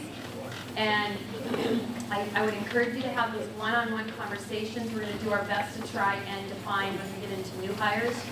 But coming back to measurement, I wanted to, Bubba, my colleague from PayneWest, also mentioned, if you have full-time employees, and Sarah said it, but we'll say it again, full-time, you know they're full-time. The measurement Safe Harbor is really looking at those that you're not sure if they're full-time or they vary, right? I'm going to keep it that simple. I'm not going to define it as temporary, variable, seasonal. They all fall underneath that non-full-time. You're not sure. Full-time being defined as 30 hours or more per week. So those particular employees, I'm calling them W-2 employees then, are ones that fall underneath the measurement and the guidelines that were given to measure them in a transition time, which is right now, 2013. Then you move into a time of stability. You've got to continue to measure in 2014, 15, and beyond if you continue to have variable, seasonal, part-time, subs, what else do we call them, right? Non-full-time. So that's just to define a little bit, you know, that side and this side, and there's employees that do this. So that's why measurement is critical. There are tools that are available in the marketplace. Your payroll, you have ADP, they have tools that can help you track those hours. If you don't, if you insource payroll, we do have a tool at PayneWest that was just released 2 weeks ago. That's basically Excel. You've got to be an Excel lover in order to use this tool, but it follows the rules that Sarah has so kindly outlined, and you're trying to do the math in your mind, and I think you're going to have to get it into Excel, get it on paper, and start to talk with your consultants and your advisors. And I can only say, and I may be the red flag, but you got to start measuring now if you feel like you don't know who those folks are. Okay? So there's some sense of urgency there. Carol. Becky, so let's say you have a full-time employee, and you know they're full-time, you've offered them coverage, and they decide to go to part-time. Does this new rule mean that you can't not offer them coverage for the rest of the year? Or you have to offer them coverage for the rest of the year? Is that what this? So right now in 2013, if you have an employee who's full-time and say July 1st they go part-time, then they fall out of current eligibility. The regulations don't go into effect until January 1st. So your guidance is really your plan document in terms of what you have today. So if they go part-time on July 1st, they're no longer eligible and they would come off your benefit plan. But yeah, I mean, I think what you've hit on is one of the downsides of the, are you looking for where my voice is coming from? Or I'll stand, it's like, where is the measurement voice is coming? Wouldn't that be nice if you just had this whisper in your ear? What you do is, Sarah, it's getting late in the day, sorry. But you've hit on, I think, something that's a downside of the measurement method that I've been struggling with, actually. Because I think what most employers are used to is having, if they have a full-time employee, for example, who, has a baby, goes on maternity leave, and then decides to come back and go part-time. And then they're able to work, they can work 15 hours a week or something under your policy. But they're not eligible for benefits anymore. Well, you're right. I mean, no longer is that the case. If you're using the measurement method and that individual has measured in as full-time during the measurement period, there's no exception other than that one exception I said, which is to the benefit of the employee, which says if they're measuring as part-time, but then they have an employment change and they go to a clearly full-time status during the measurement period, then you have to offer them coverage. There's no exception the other way. So in other words, if you use the measurement period you have to use it for everyone. If you use it for That is my understanding right now. I am scouring and hoping that, because of course, the attorney side of me is like, okay, well, let's just use the measurement method to see who we get to exclude. But it looks like you have to kind of adopt it wholesale. There might be some things in the final rules I would expect that probably clarify that, but maybe we will get a little wiggle room. We'll see. Yep, back there first. Using your example, is there anything in the laws of the land that say you have to allow a previous full-time person to come back part-time? Or? No, well, I mean. Well, take the maternity leave. Yeah. They say you can't come back until you're fully able to work full-time. Does the company have that opportunity? Well, I think we're probably getting a little off subject, but not within these rules. Okay. The employment change, does that mean an actual, you got a job within the same company, or does that just mean you're working more? It's an actual change in position, is what the language says. That's clearly a full-time position. Mm-hmm. You're just working more hours, that doesn't apply. Yeah, I'm just trying to see if I have the exact language, but as I recall, it's a change in position that is clearly full-time. So I think I remember looking at that thinking that it wouldn't be just somebody who starts working more, that it would be somebody who actually has a change in position, which seems like, okay, you can get around that pretty easily, but that's how I interpreted it. Yeah. So it says that if they have a status change, basically from part-time to full-time, then they're under the full-time rules and whatnot. But if they actually have status change from full-time to part-time, it doesn't apply the same way that now also they're not eligible, you still have to use measurement period? Correct. It does not apply the other direction. How does the 9.5% income? How does this tie in? Well, kind of ties in indirectly because what we're trying to do right now is determine who it is we need to offer that affordable coverage to. So, and the affordability test is the 9.5% of income. And if you're basing it on if you're using the safe harbor for W-2 income, is that what you're getting at, is in the reduced hour? Yeah, well, and I think the way the rules read now, and someone can jump in if I'm wrong here, is it's W-2. I mean, you really don't know that till the end of the year. So, yeah, it could end up being a lower figure. Employer reporting is not anticipated to be required until 2015. So theoretically, you will know what 9.5% is, but whether it was, what do you do if it was less than what you anticipated? I think it's one of those, unless anybody has any guidance on that, I have not seen any. Nope, that's my understanding. Okay. So that's kind of a little bit of a gray area. That's the kind of thing that we probably will get some like Q&A on, or a interim blip, but it's a good question. I have a quick question. Yeah. Our full-time employees have to work 90 days before they're eligible for medical. We still can do that? Yeah, you can. And they can work 40 hours a week, but we can have a probationary period, no problem? Okay. I thought it was changing first to the month after 16. To the month after, first to the month after 16. I thought that was a part of the. There's actually some misunderstanding out there because there's a 90-day rule and you need to apply 90 days, not 3 months. And that came out in March as a proposed rule, and then they were accepting comments through the end of May.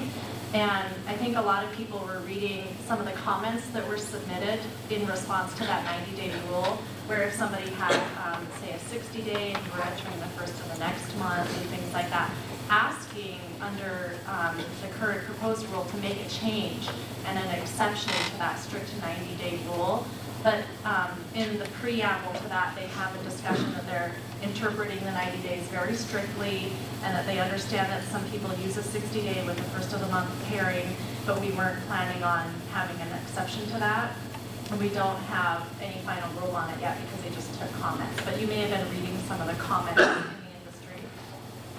So I want to be specific, though, your question is 90 days. It's not first of the month following 90. It is 90 days, so it means it's less than, so if you're hire someone April 2nd, we can't do a pure 90 days because the carriers aren't prorating months. So essentially, looking at your waiting period, it might be first of the month following 60 days is the easiest. But Just make sure that you stay full underneath the line. And during the break, there were a couple questions on the 90 day. And I'm just going to Collette. Right as soon as it stops working, I'll hand it to Collette. Oh, thanks. Thanks, Sarah. Okay, good. Good handoff. So what we were talking about on the break is the measurement period and the 90 days. And so if you have a new hire and you're trying to determine when they become eligible, so you will use that part-time status to determine that date of first eligibility. So you don't wait until they become full-time. You also need to use the time when they were part-time as part of that 90-day waiting period status. Yes. Okay, just needed to clarify one more time based on what you said, Becky. So right now, our contract says our new hires are eligible on the first of the month following 90 days of employment. So we are not going to be able to do that anymore since the insurance carriers will not prorate. Is that what you said? Right. So that's maybe where she's getting the 60-day thing. Right. The month following 60 days to ensure that we're within 90. So 90 days is the law, but to help keep us within the law and within the actual premium process, it will be just as you had stated, first of the month after 60 days to ensure that you're underneath the 90-day waiting period. And the only thing I'd caveat to that is your carrier is going to hopefully come out with some guidance and recommendations. If you're fully insured, self-funded, you should be having conversations with your consultant and your carrier. Carriers are doing these calculations. They haven't come out totally to say, here's our recommendation. I think we're still waiting to see if there's any further guidance. Yeah, I think that is a great caveat, is that there are a lot of regulations that are not final, and so we are developing information based on what we have at the time. So we'll update information based on what we have, and then we'll continue to provide additional information. And we're using the initial and 60 or 90, whatever it is, to determine their eligibility as full or part-time, is that correct? So what if they're working, they're brand new hire, we're using that initial 60 days to determine their eligibility, whether they're going to be full-time or part-time? Yeah, I guess you could do that. I was referring to it as the point in time when you would need to offer coverage, to utilize that date of hire time frame as part of the waiting period, even if they're part-time. But if they come in, maybe I'm missing something, so I'm sorry. If they're coming in April, and we're using 1 year calendar period, are they then not, are we looking at the following year before, or are we looking at there's 90 days from the day they're hired and they're offered? I have a lot of people that are going to be really close one way or the other, and I just need to know how to figure it out. And I don't know if I know that too, if that's it. I think just because I had a similar question at break tonight, I'll see if I can try here. The 90-day rule is if you, once you know somebody is full-time and they're eligible for coverage, the measurement periods and the mechanism for looking back, you don't get an additional 90 days or anything on top of that. If you do determine, okay, I've determined that this person is full-time and they need to be offered coverage. That coverage needs to be in effect on the first day of the stability period, or the plan year, so you don't have that. The 90 days is that's how long you can wait to give a full-time employee coverage when they are newly full-time. So this is a separate question. So someone does come in, new hire in April, works 32 hours the rest of the year, but didn't work those first 3 months, averaged out, they're not going to be a full-time employee, is that correct? And it's not going to take effect over the next year? Do they have to be there the whole calendar year to then qualify? So the person, so when were they hired? I'm sorry. Let's just say we're going from January 1 to December 31st, just for argument's sake, and they come in 3 months in to the year. They weren't there for 3 months. They don't end up averaging 30 hours for the whole year because they weren't employed. But when they were employed, we did average over 30 hours. Okay. Well, what you've asked actually is a good segue into the new hire measurement period. Because there's a third measurement period. I'm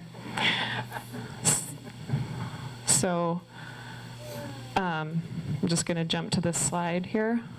Actually, the other 2 slides in between where we stopped, I think if you read them on your own, they'd be pretty good review, but we covered everything in here in terms of reviewing what is the standard measurement and standard stability. I can come back to if we want to, but since we have the question, this is a good opportunity. So we talked about the transitional measurement period, which is the 6-month period that we get to use going into 2014. And then for going into 2015, we have the standard measurement period, which has to be 12 months if you're using a 12-month plan year stability period. Then the IRS has given us a third measurement method for new hires. And what they're saying is that you have to offer your new hire coverage if they're reasonably expected to work full-time. So that is interpreted as you hire them on the day they're hired, they're expected to be hired into a full-time position, then you have to offer them coverage within the 90-day rule applies. If you can't determine whether this person is going to work full-time during what we're going to define as their initial measurement period, then you can wait and not offer them coverage and rather choose to measure them.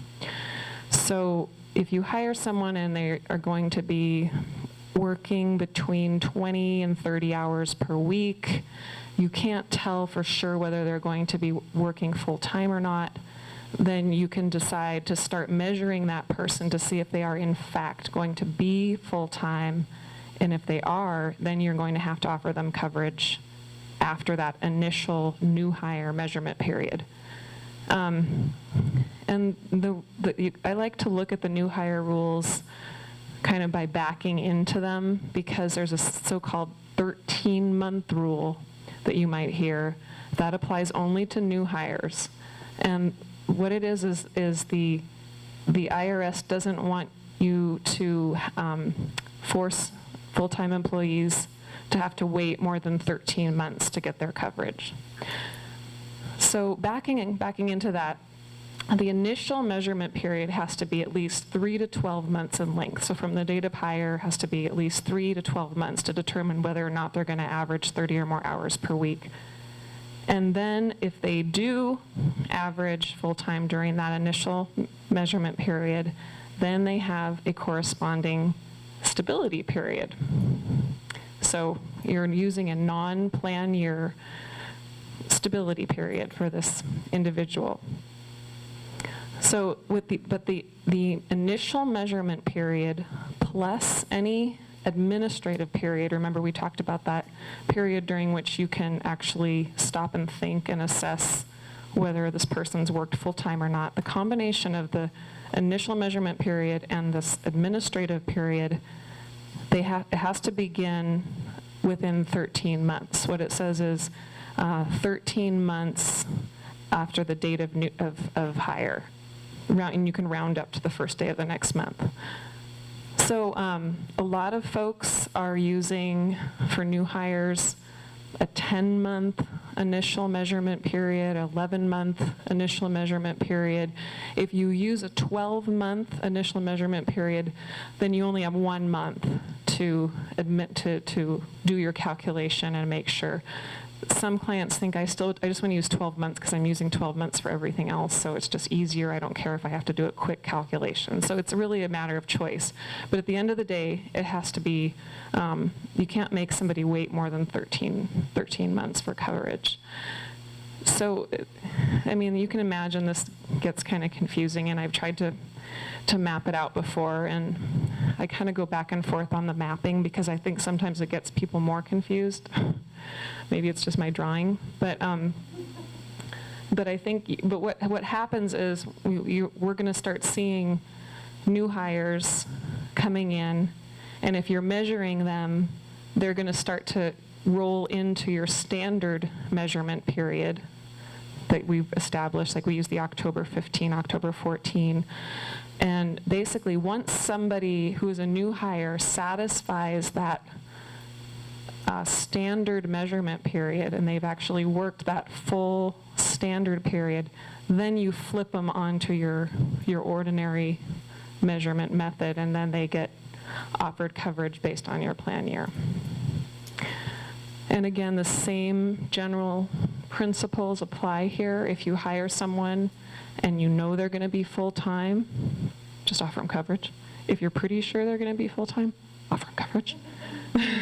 If you really, if you really think that this is somebody I don't want to offer coverage to, and I really am not sure whether they're going to work full-time, and I care, about the potential penalty that could happen during this period of time, then you'd want to do an initial measurement period to protect yourself in the event that they go to the exchange and receive subsidized coverage during that time.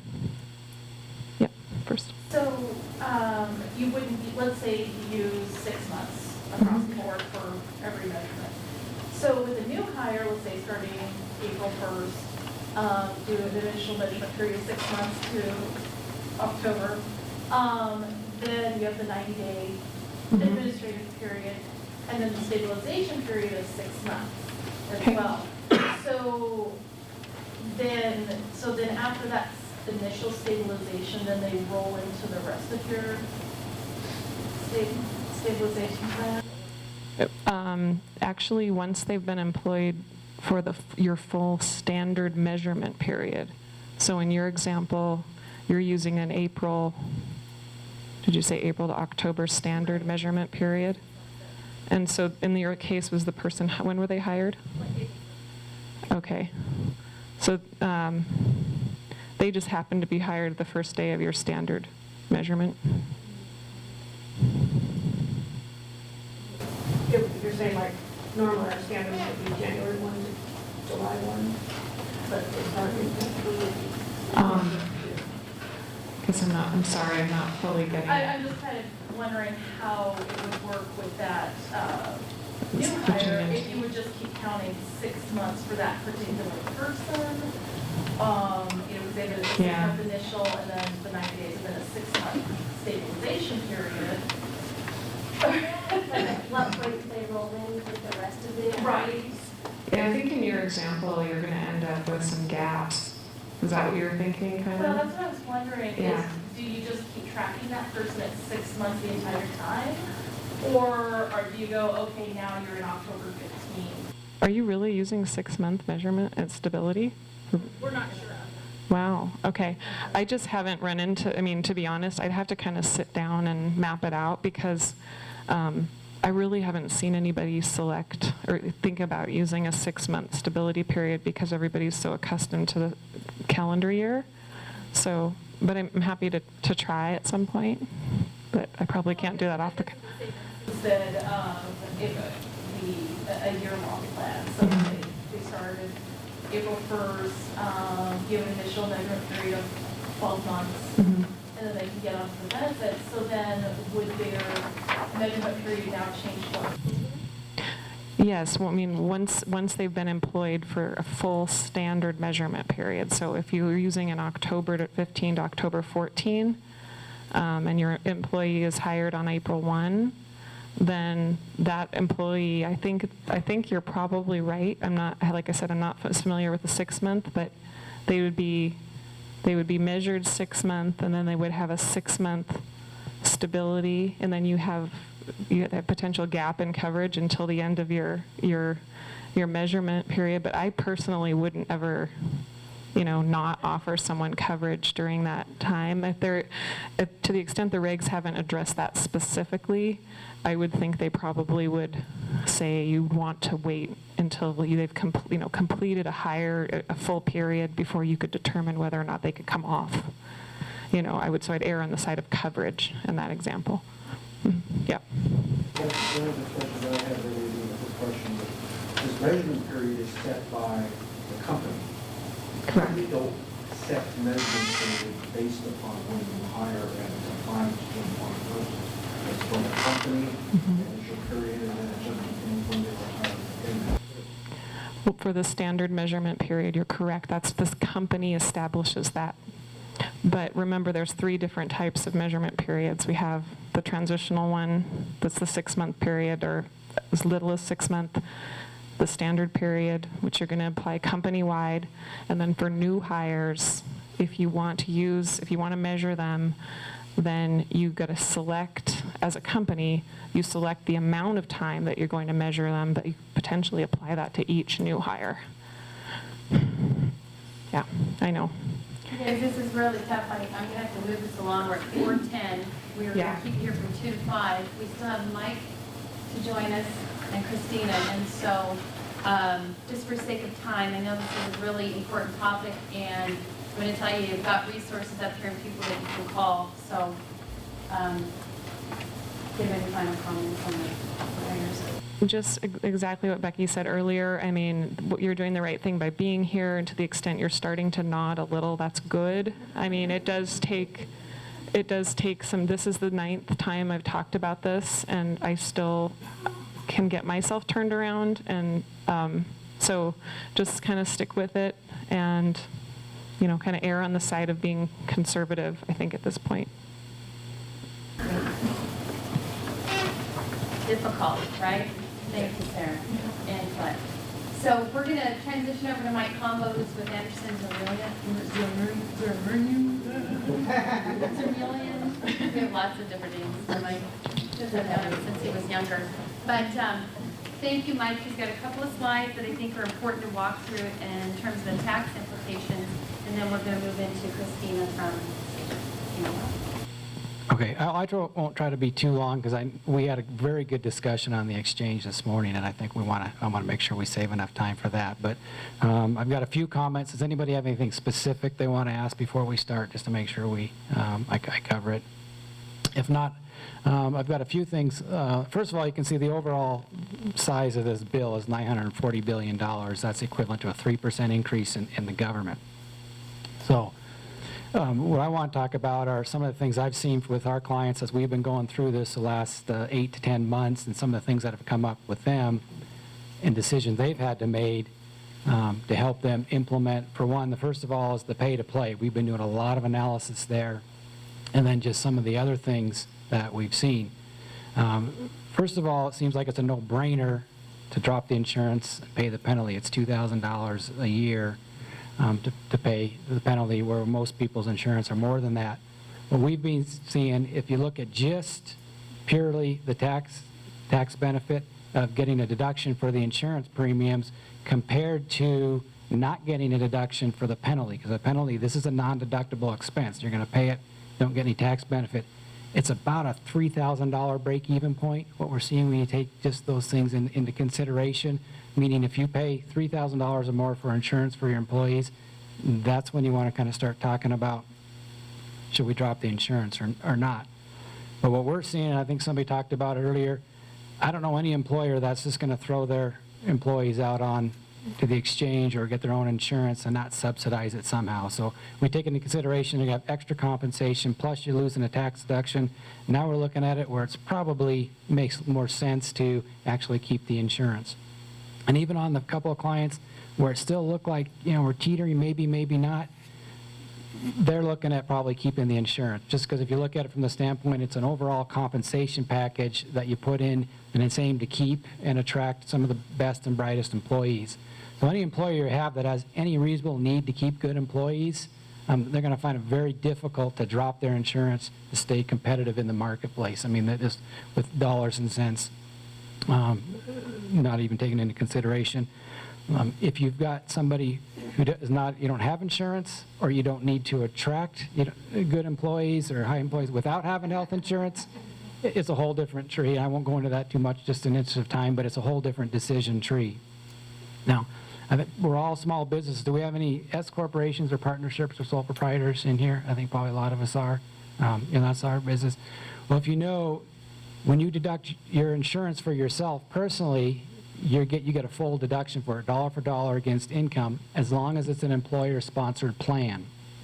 So if you decide not to offer insurance, or you say, well, subsidize your insurance, if you go out on to the exchange, now you don't have an employer-sponsored benefit. And so the insurance you pay on yourself, you could lose most of it, if not all of that deduction. I'll talk about that a little bit as we go through some of the other stuff. But that's one thing we're taking into consideration as we're going through this, is we could lose a substantial deduction if we get rid of our employer-sponsored plan.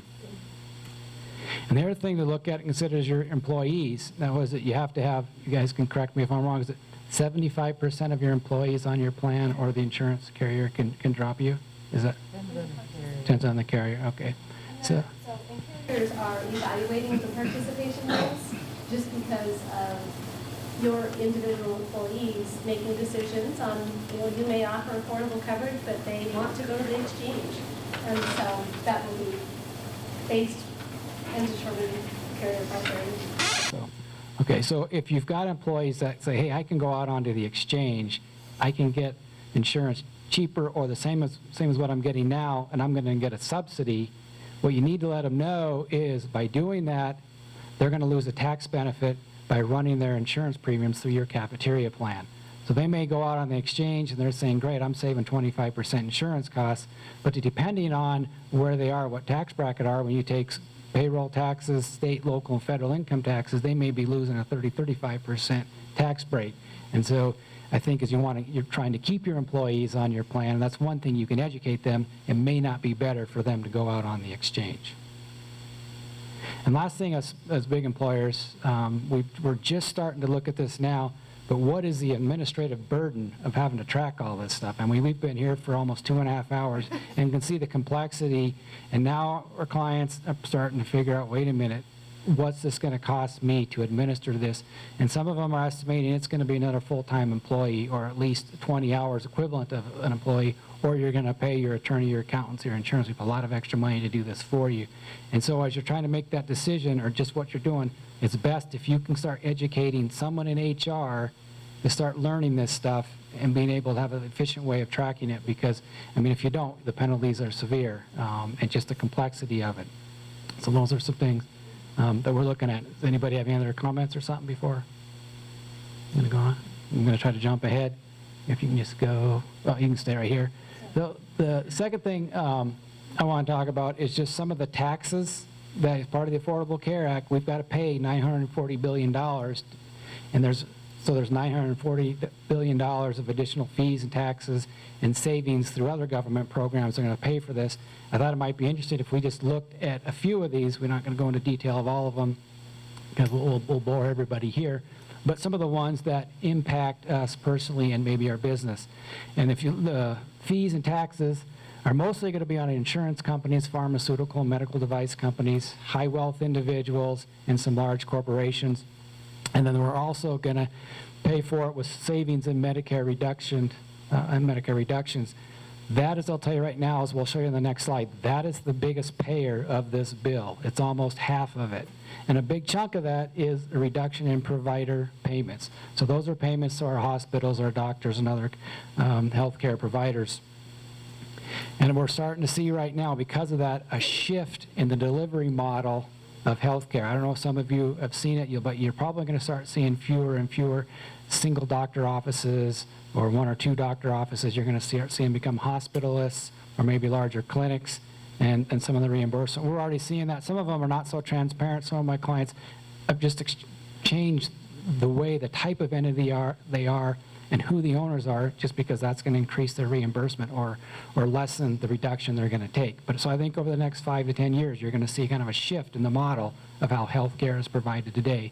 And one thing we haven't seen in Montana, but you're seeing in a lot of the bigger states, is something called concierge medicine. I don't know if anybody's heard that term or not, but basically it doesn't work as well in a smaller environment like Missoula, but they may accept everybody in, but if you pay like a, quote, a membership fee, maybe it's $25 a month, you get extra access to that physician. You may get their email address, you may get bumped up, have higher priority. But that's the way some of these physicians and some of these clinics are looking at trying to make up for the reduction in their reimbursement. That's just kind of a general comment. But if we look here, sorry it's so small, I tried to fit it all onto one sheet. But here's the $940 billion. And as you look through, the first thing that I thought of when I saw this is you can tell who's got good lobbyists and who doesn't have good lobbyists. Because if you look down this list, you're not going to see the auto industry, you're not going to see the petroleum industry and tobacco industries paying for this bill. People like the paper manufacturers and the tanning salons, they need to step up their efforts a little bit with their lobbyists, because these are the two industries that got hit.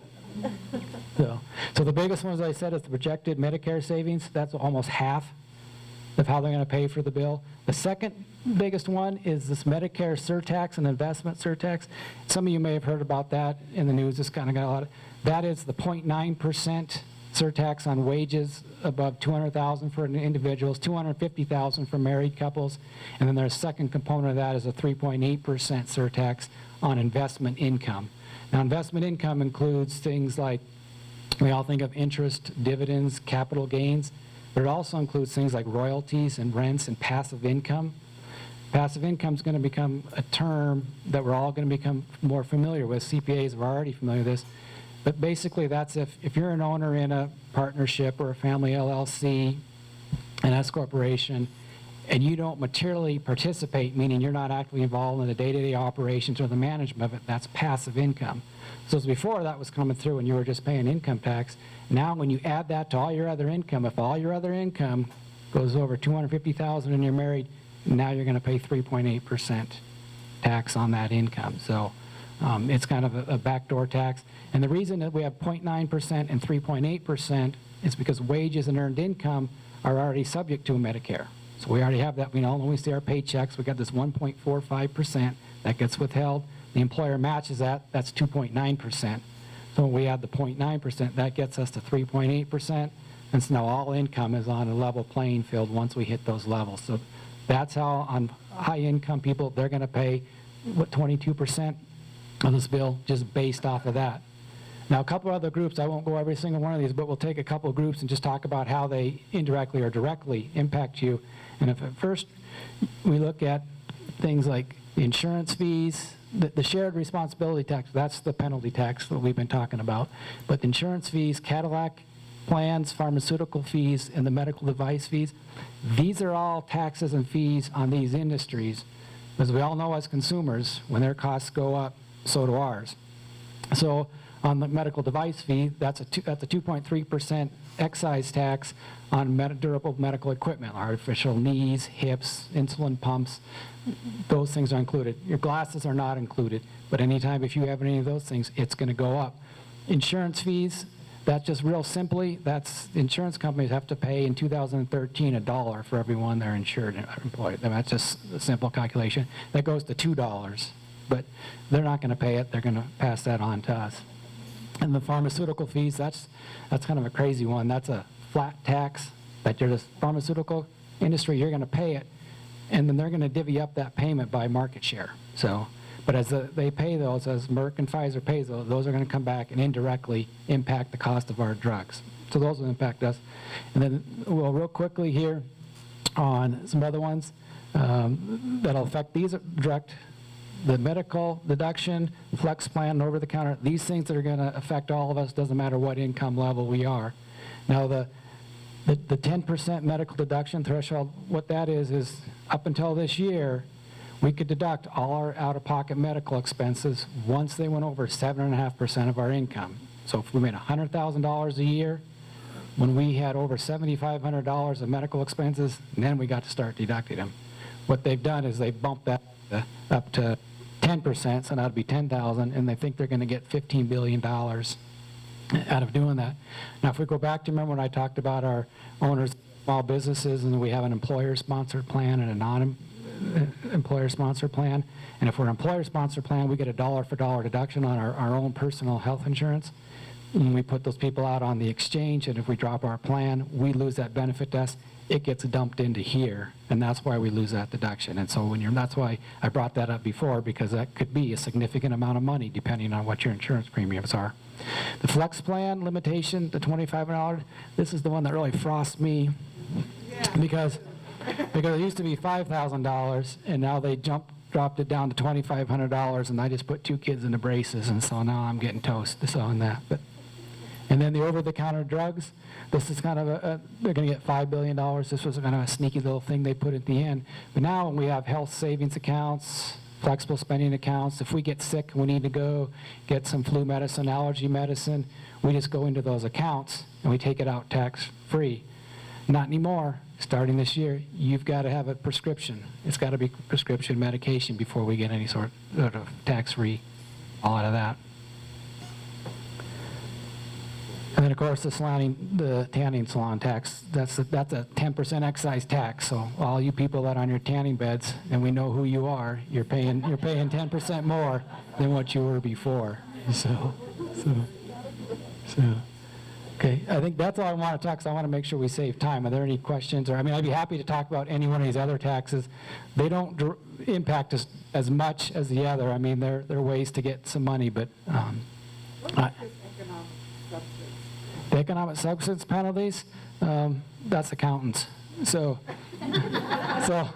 that is, if you take a position on a tax return that doesn't have any economic substance, you may take a deduction or you exclude income, but you don't really have a good reason for it, they can penalize you for that. And now they've done, they've doubled those penalties, and it can be on you and it can be on the accountant. So if your accountant's a lot more conservative than they used to be, now you know why. Yeah. So the distribution from health savings penalty tax, that's for a scenario where someone uses their health savings account for something other than health-related expenses? You talking this one down here? Yeah. So if you put money into an HSA and it's built up, and you don't think you're going to use it, so you pull it out and buy a car for your kid or something like that, yeah, there's a penalty on that. What they've done, they've doubled the penalty, and they figure they're going to get a couple $2 billion just by increasing that penalty.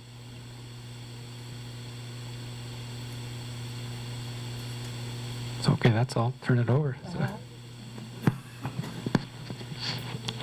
Yeah, that would be great.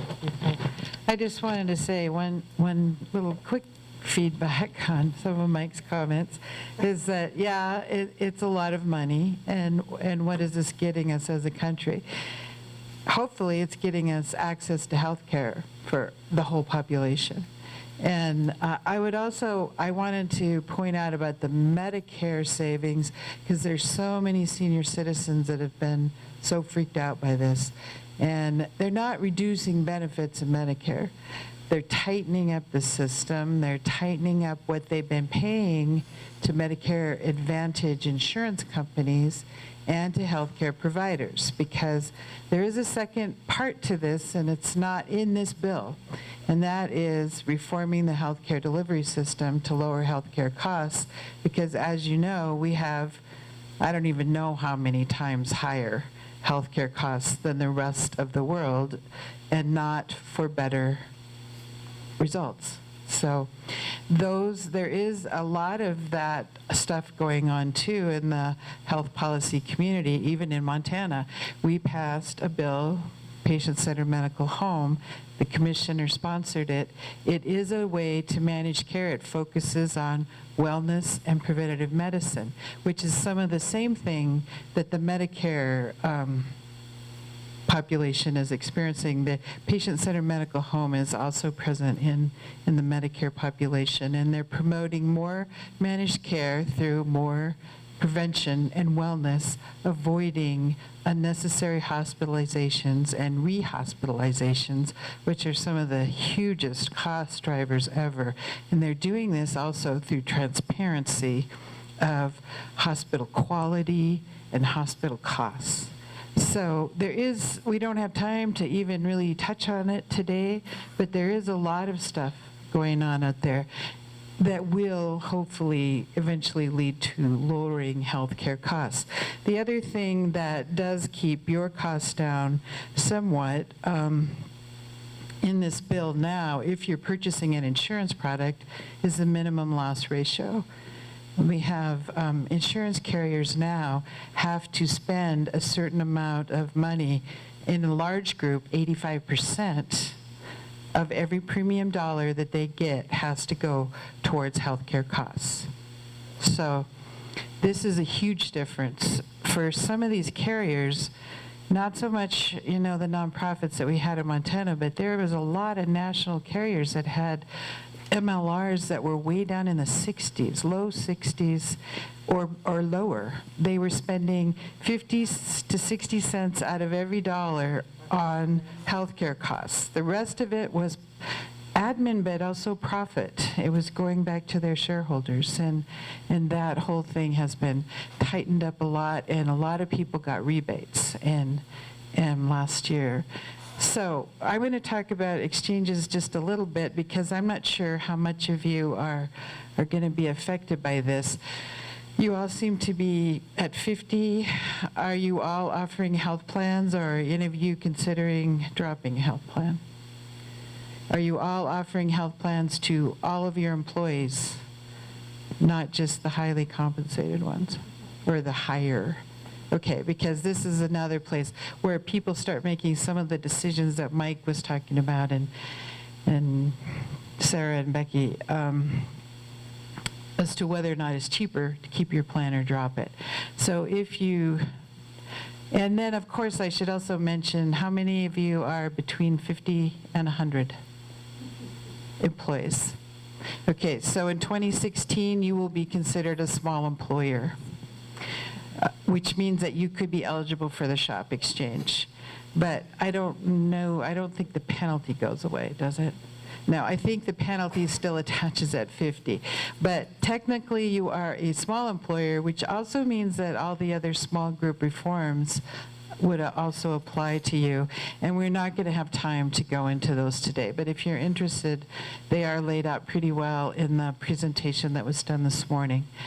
So an exchange is an online marketplace, and really it is a website. I don't really like to compare it to travel websites because the content is so much more critical and complicated, but essentially it allows you to compare coverage from different insurers based on price and actuarial value, and the essential benefits package is the same in each one. I was just wondering what the thought process is behind waiting 2 years to categorize employers with 50 to 100 as small group. Because the state had a choice to implement it now, and some states did. But it was also a bit of a shock to your marketplace, and some people felt, in Montana, it wasn't really ever seriously considered, but some people might argue that you want to lessen your marketplace reform shocks in 2014 as much as possible. When they start including the groups 50 to 100, they pull in rating reform rules, which are, you have to be part of the single risk pool, and a lot of other rating rules apply, as well as the strict actuarial value, bronze, silver, gold, and the essential benefit categories. Excuse me. Well, I would argue that if you are purchasing insurance, you don't have to worry about that too much, because your insurer and the commissioner's office will be taking care of that for you, making sure that what you get is exactly what it's represented to be. So the advantages of buying in the exchange, there's two basic exchanges. a small business exchange, which is known as a shop, and then a individual market exchange. So if people don't have access to employer group health insurance, or their employer group health insurance is unaffordable or doesn't offer minimum value, that's okay. Go. I think you want to go back. There. Yeah, it's okay. One more is fine. Okay, so if it's unaffordable or doesn't offer minimum value. So basically, your employees, if you're offering a good plan, they can go to the exchange, but they won't get a tax credit if they purchase in the individual market. So that is the only place where people can get, in the individual market, advanceable premium tax credits, which they're eligible for up to 400% of poverty. And again, I don't have that chart because we're not doing that in depth here, but it's in the other presentation. And for the shop, what they will get is access to the small employer business tax credits, which some small employers will be eligible for, but again, that information is in the other presentation. But the other advantage of the shop, and it's actually not quite there in 2014. In Montana, we have a federally facilitated exchange in both sides. The federal shop exchange will not have employee choice in 2014, but it probably will have in 2015.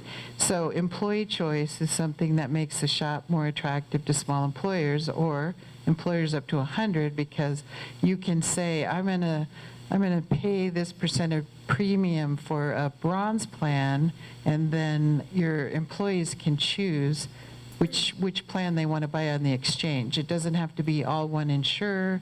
It doesn't even have to be all bronze. They could buy up into silver.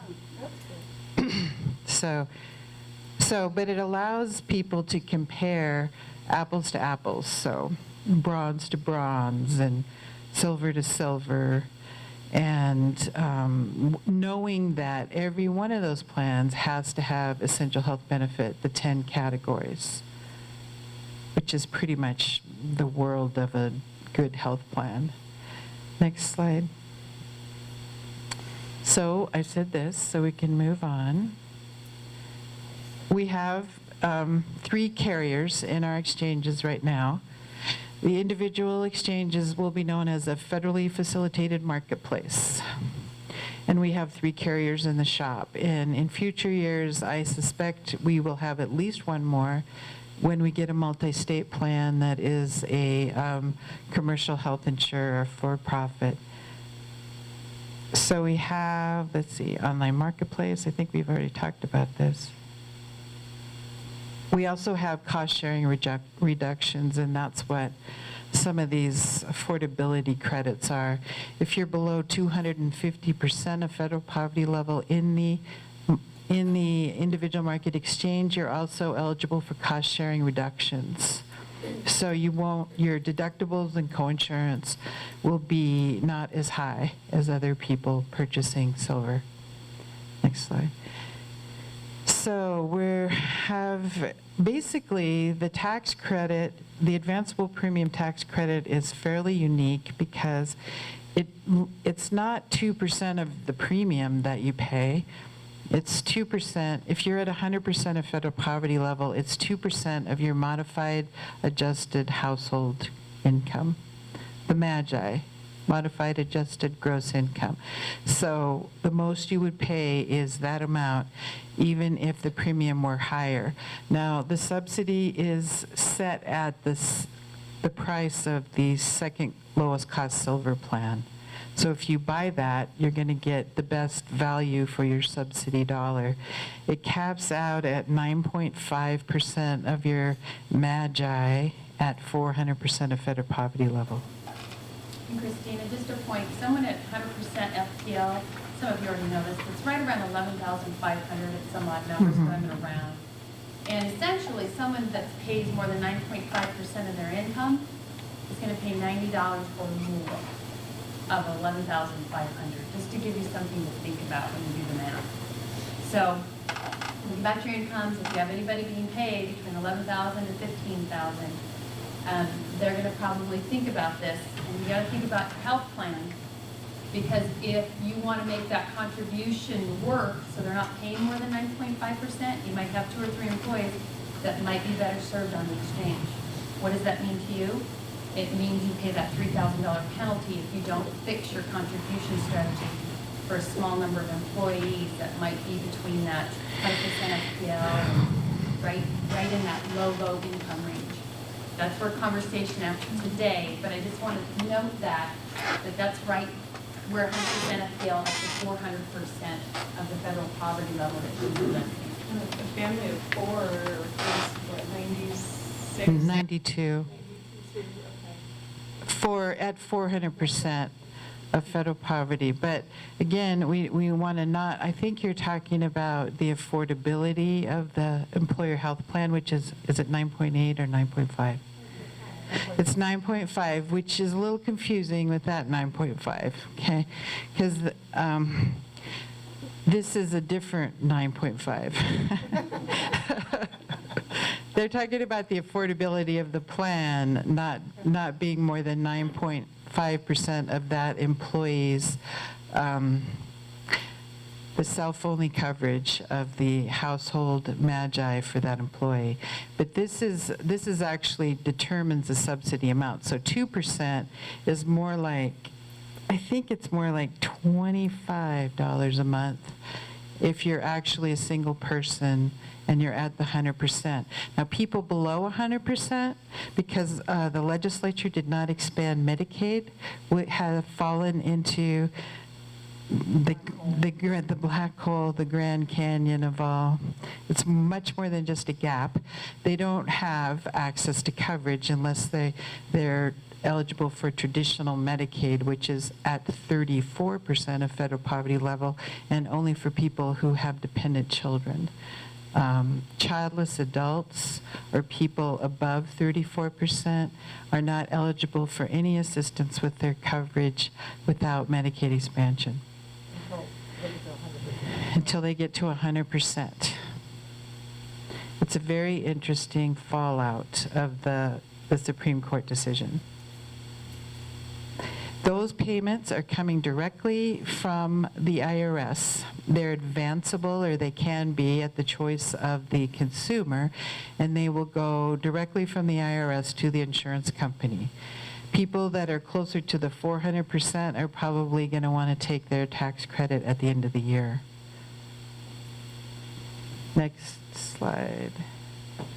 There we go. So this is individual market, but it's also this platinum, gold, silver, bronze is also in the shop.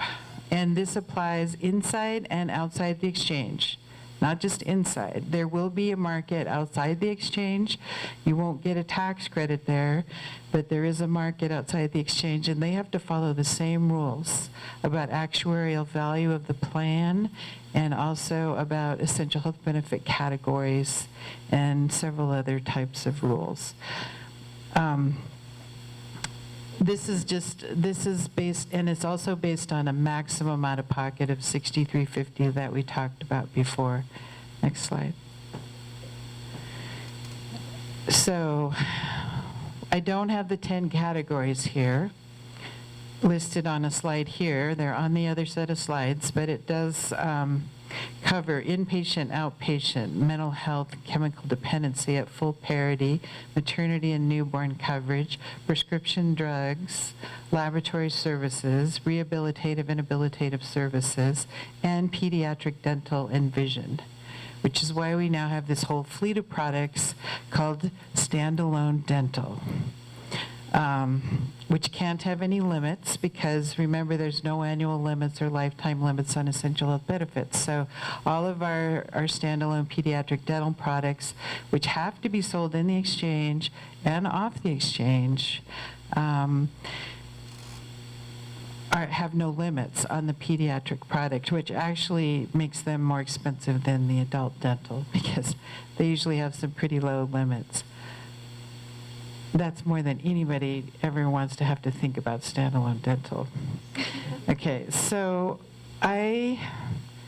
Yeah, the premiums, I don't think I have a slide, but they are, the other big part of individual and small group reform is what they call single risk pool or adjusted community rating. So you have, nobody can be rated anymore on their health status, not your small group, and which was rated collectively on the health status of your employees, and not any individual, nor can they be turned down for coverage, nor can there be a pre-existing condition exclusion imposed. None of that stuff can happen anymore, and they're part of the single risk pool, which means the insurer will blend the health status of their entire risk pool, and they can only rate on 4 things. Age on a 3-to-1 spread, tobacco use, which is basically a 50% surcharge that can be placed on the premium, geographic rating area, and we have 4 rating areas in Montana, and family composition.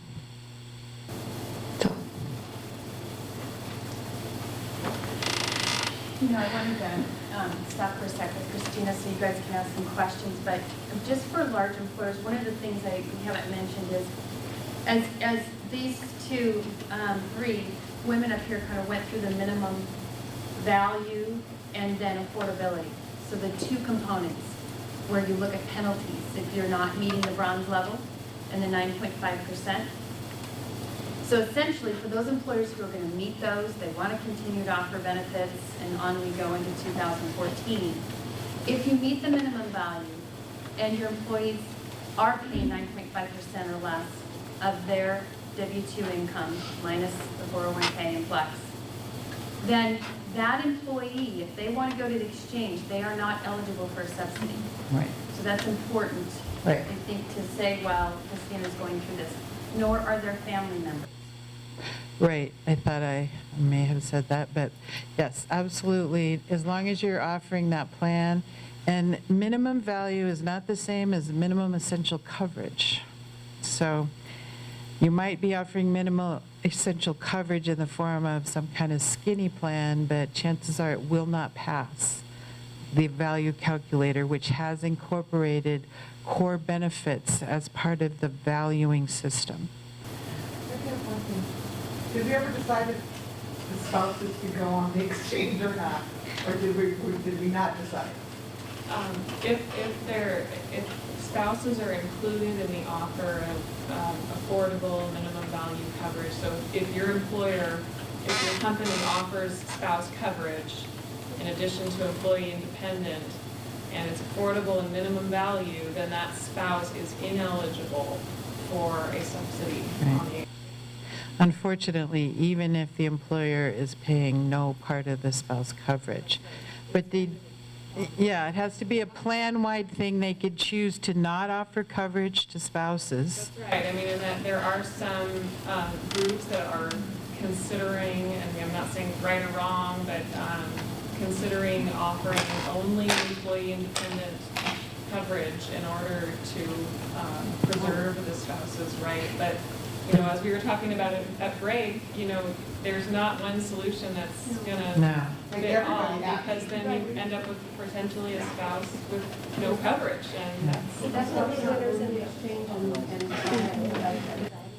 and The spouse, if they're not eligible for the group health plan, if they're not eligible, and maybe if there was never any premium going towards that spouse anyway, employer contribution, then they could go to the exchange and purchase individual coverage just for themselves and be eligible for a tax credit if they were. I'm not exactly sure how that works with the household income, but they could be eligible for a tax credit, and it is possible that their coverage might be cheaper on the exchange as well. I do have a question, and it's, I thought earlier we said that the affordability, the 9.5% was based on the employee's W-2. Yeah. But now we're talking affordability with having a spouse on, so I'm getting. Well, unfortunately, the technical rule is affordability is based on the employee's household coverage. I'll let Sarah talk about it. But there's also some new guidance that say the employer can look just at the W-2, right? Yeah, I mean, you're right on the money with an issue that comes up, is that for purposes of determining whether the employer is subject to a penalty or not, and the affordability test, the IRS has said that the company, the employer can look only to, they look only to the employee-only portion of the cheapest coverage. And so long as that meets the 9.5% test, then that employer is not subject to a penalty. Similarly, the way that I think we're all interpreting this is that also is the test that is applied for purposes of determining whether that employee is eligible for a subsidy or not. So if the employer has offered affordable coverage, meaning that employee-only portion, that employee is not eligible for a subsidy. Right. And that's a problem, like, that has been pointed out, so. You throw in a spouse there and everything goes haywire. Yeah. And, I mean, we talked about it, we're going, well, we'll get rid of family coverage and just offer it to our employees. Totally counter to our culture. It was a thought, it's gone away. Yeah. But the exchanges, can you buy family coverage on the exchanges? Absolutely. You can, and but I'll tell you the way the rate is built is that it's a build, literally. Spouses will get whatever their age is, that's their premium, added on to their husband's premium, whatever their age is. The only real rate advantage in family coverage is it's capped at 3 children. So if you have 5 children, it's a deal.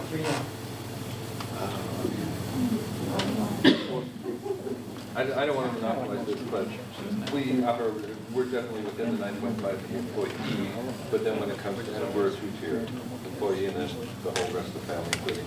And the price that we charge our employees goes up significantly other than just single coverage.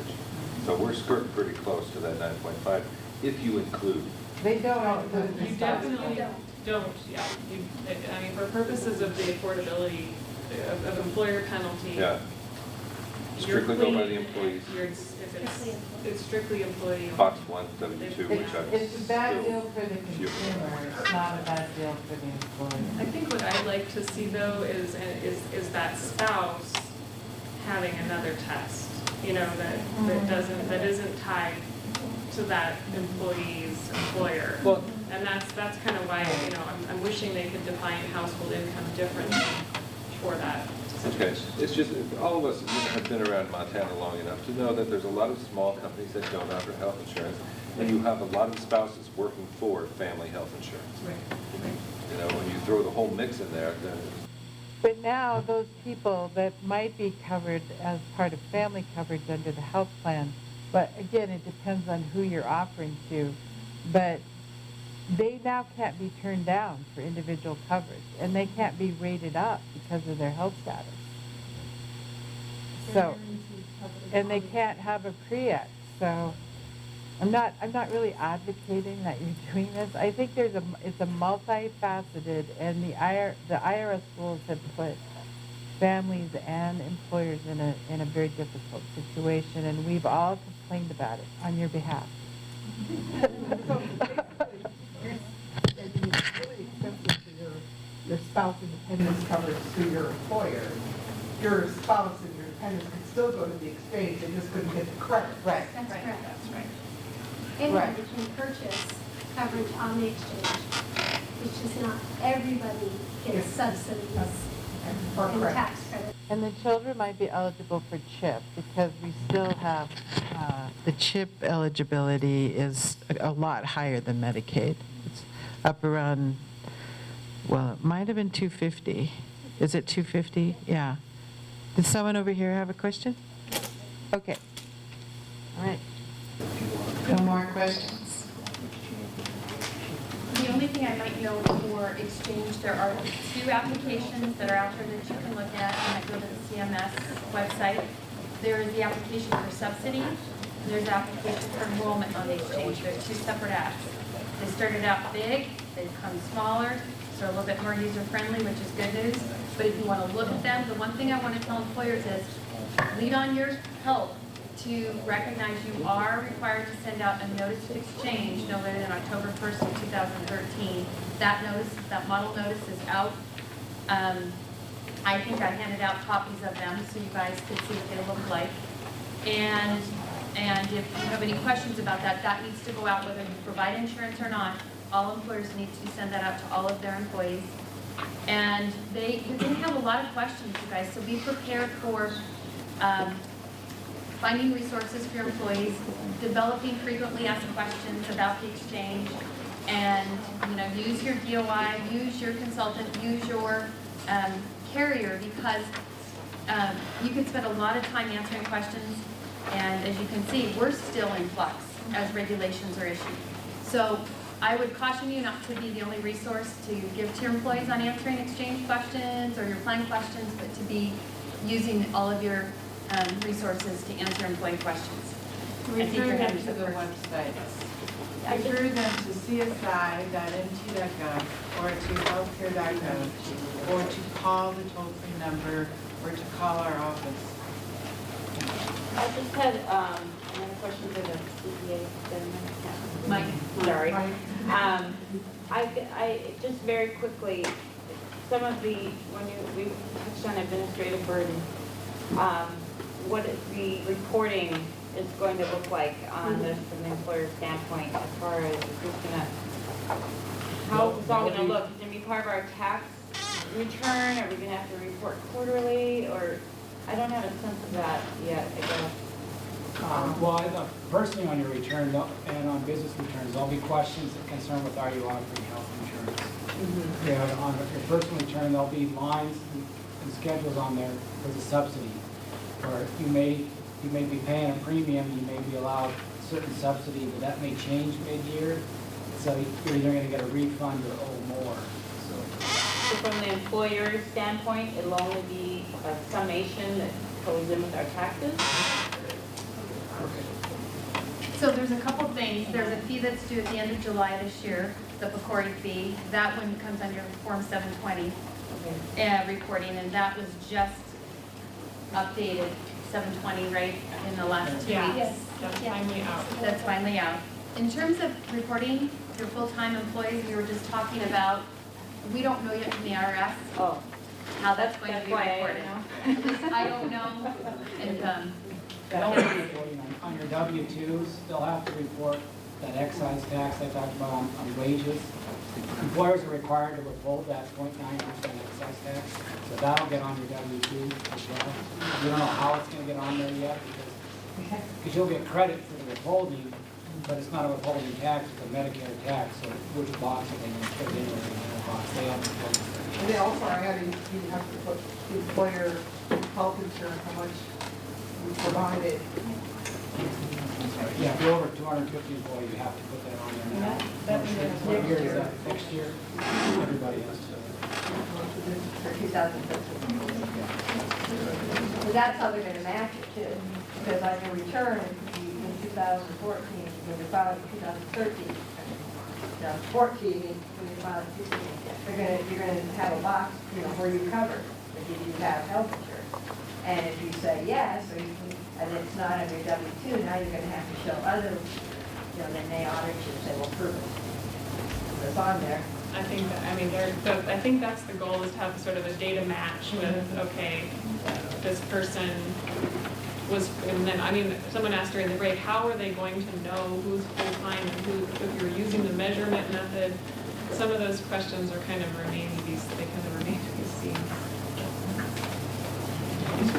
I have a real quick question of pre-existing. Supposedly, it's all going away for everybody in 2014. If you hire an employee October 1st, they're on the health insurance November 1st, they've had a 63 break, they're subject to 6 months. Are they really subject to only 2 months? So the health insurance reforms typically start effective January 1st, 2014 upon renewal in 2014. Okay. So that would not apply until your renewal in 2014.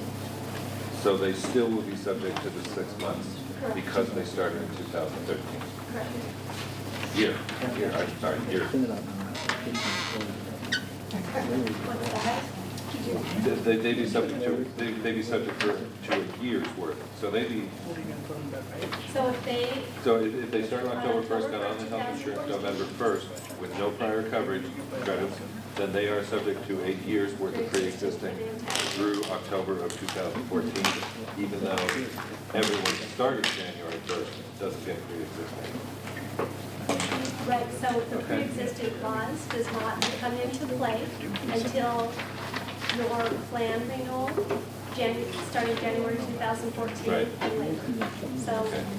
it would still apply. But since they started in 13, they're governed by the 2013 plan. Okay. Thank you. I have two questions, maybe both are better off after this. But the first one is, will each exchange manage their claims, or will there be a regent or something like that that manages these claims overall? And my second question is, how will these exchanges deal with third-party liability and subrogation when they hold requirements? Will they be under Montana law? And so the exchange is a portal. So there will be carriers that will offer benefits on the exchange. And the carrier, how they operate today, will still operate the same on the exchange. So subrogation, third-party liability, all of that will still apply as it does today through whatever carrier you select. So Blue Cross Blue Shield of Montana, Pacific Source, and the Montana Health Co-op have all applied to be on the exchange. So those same rules that the carrier has today will continue under those benefit plans on the exchange.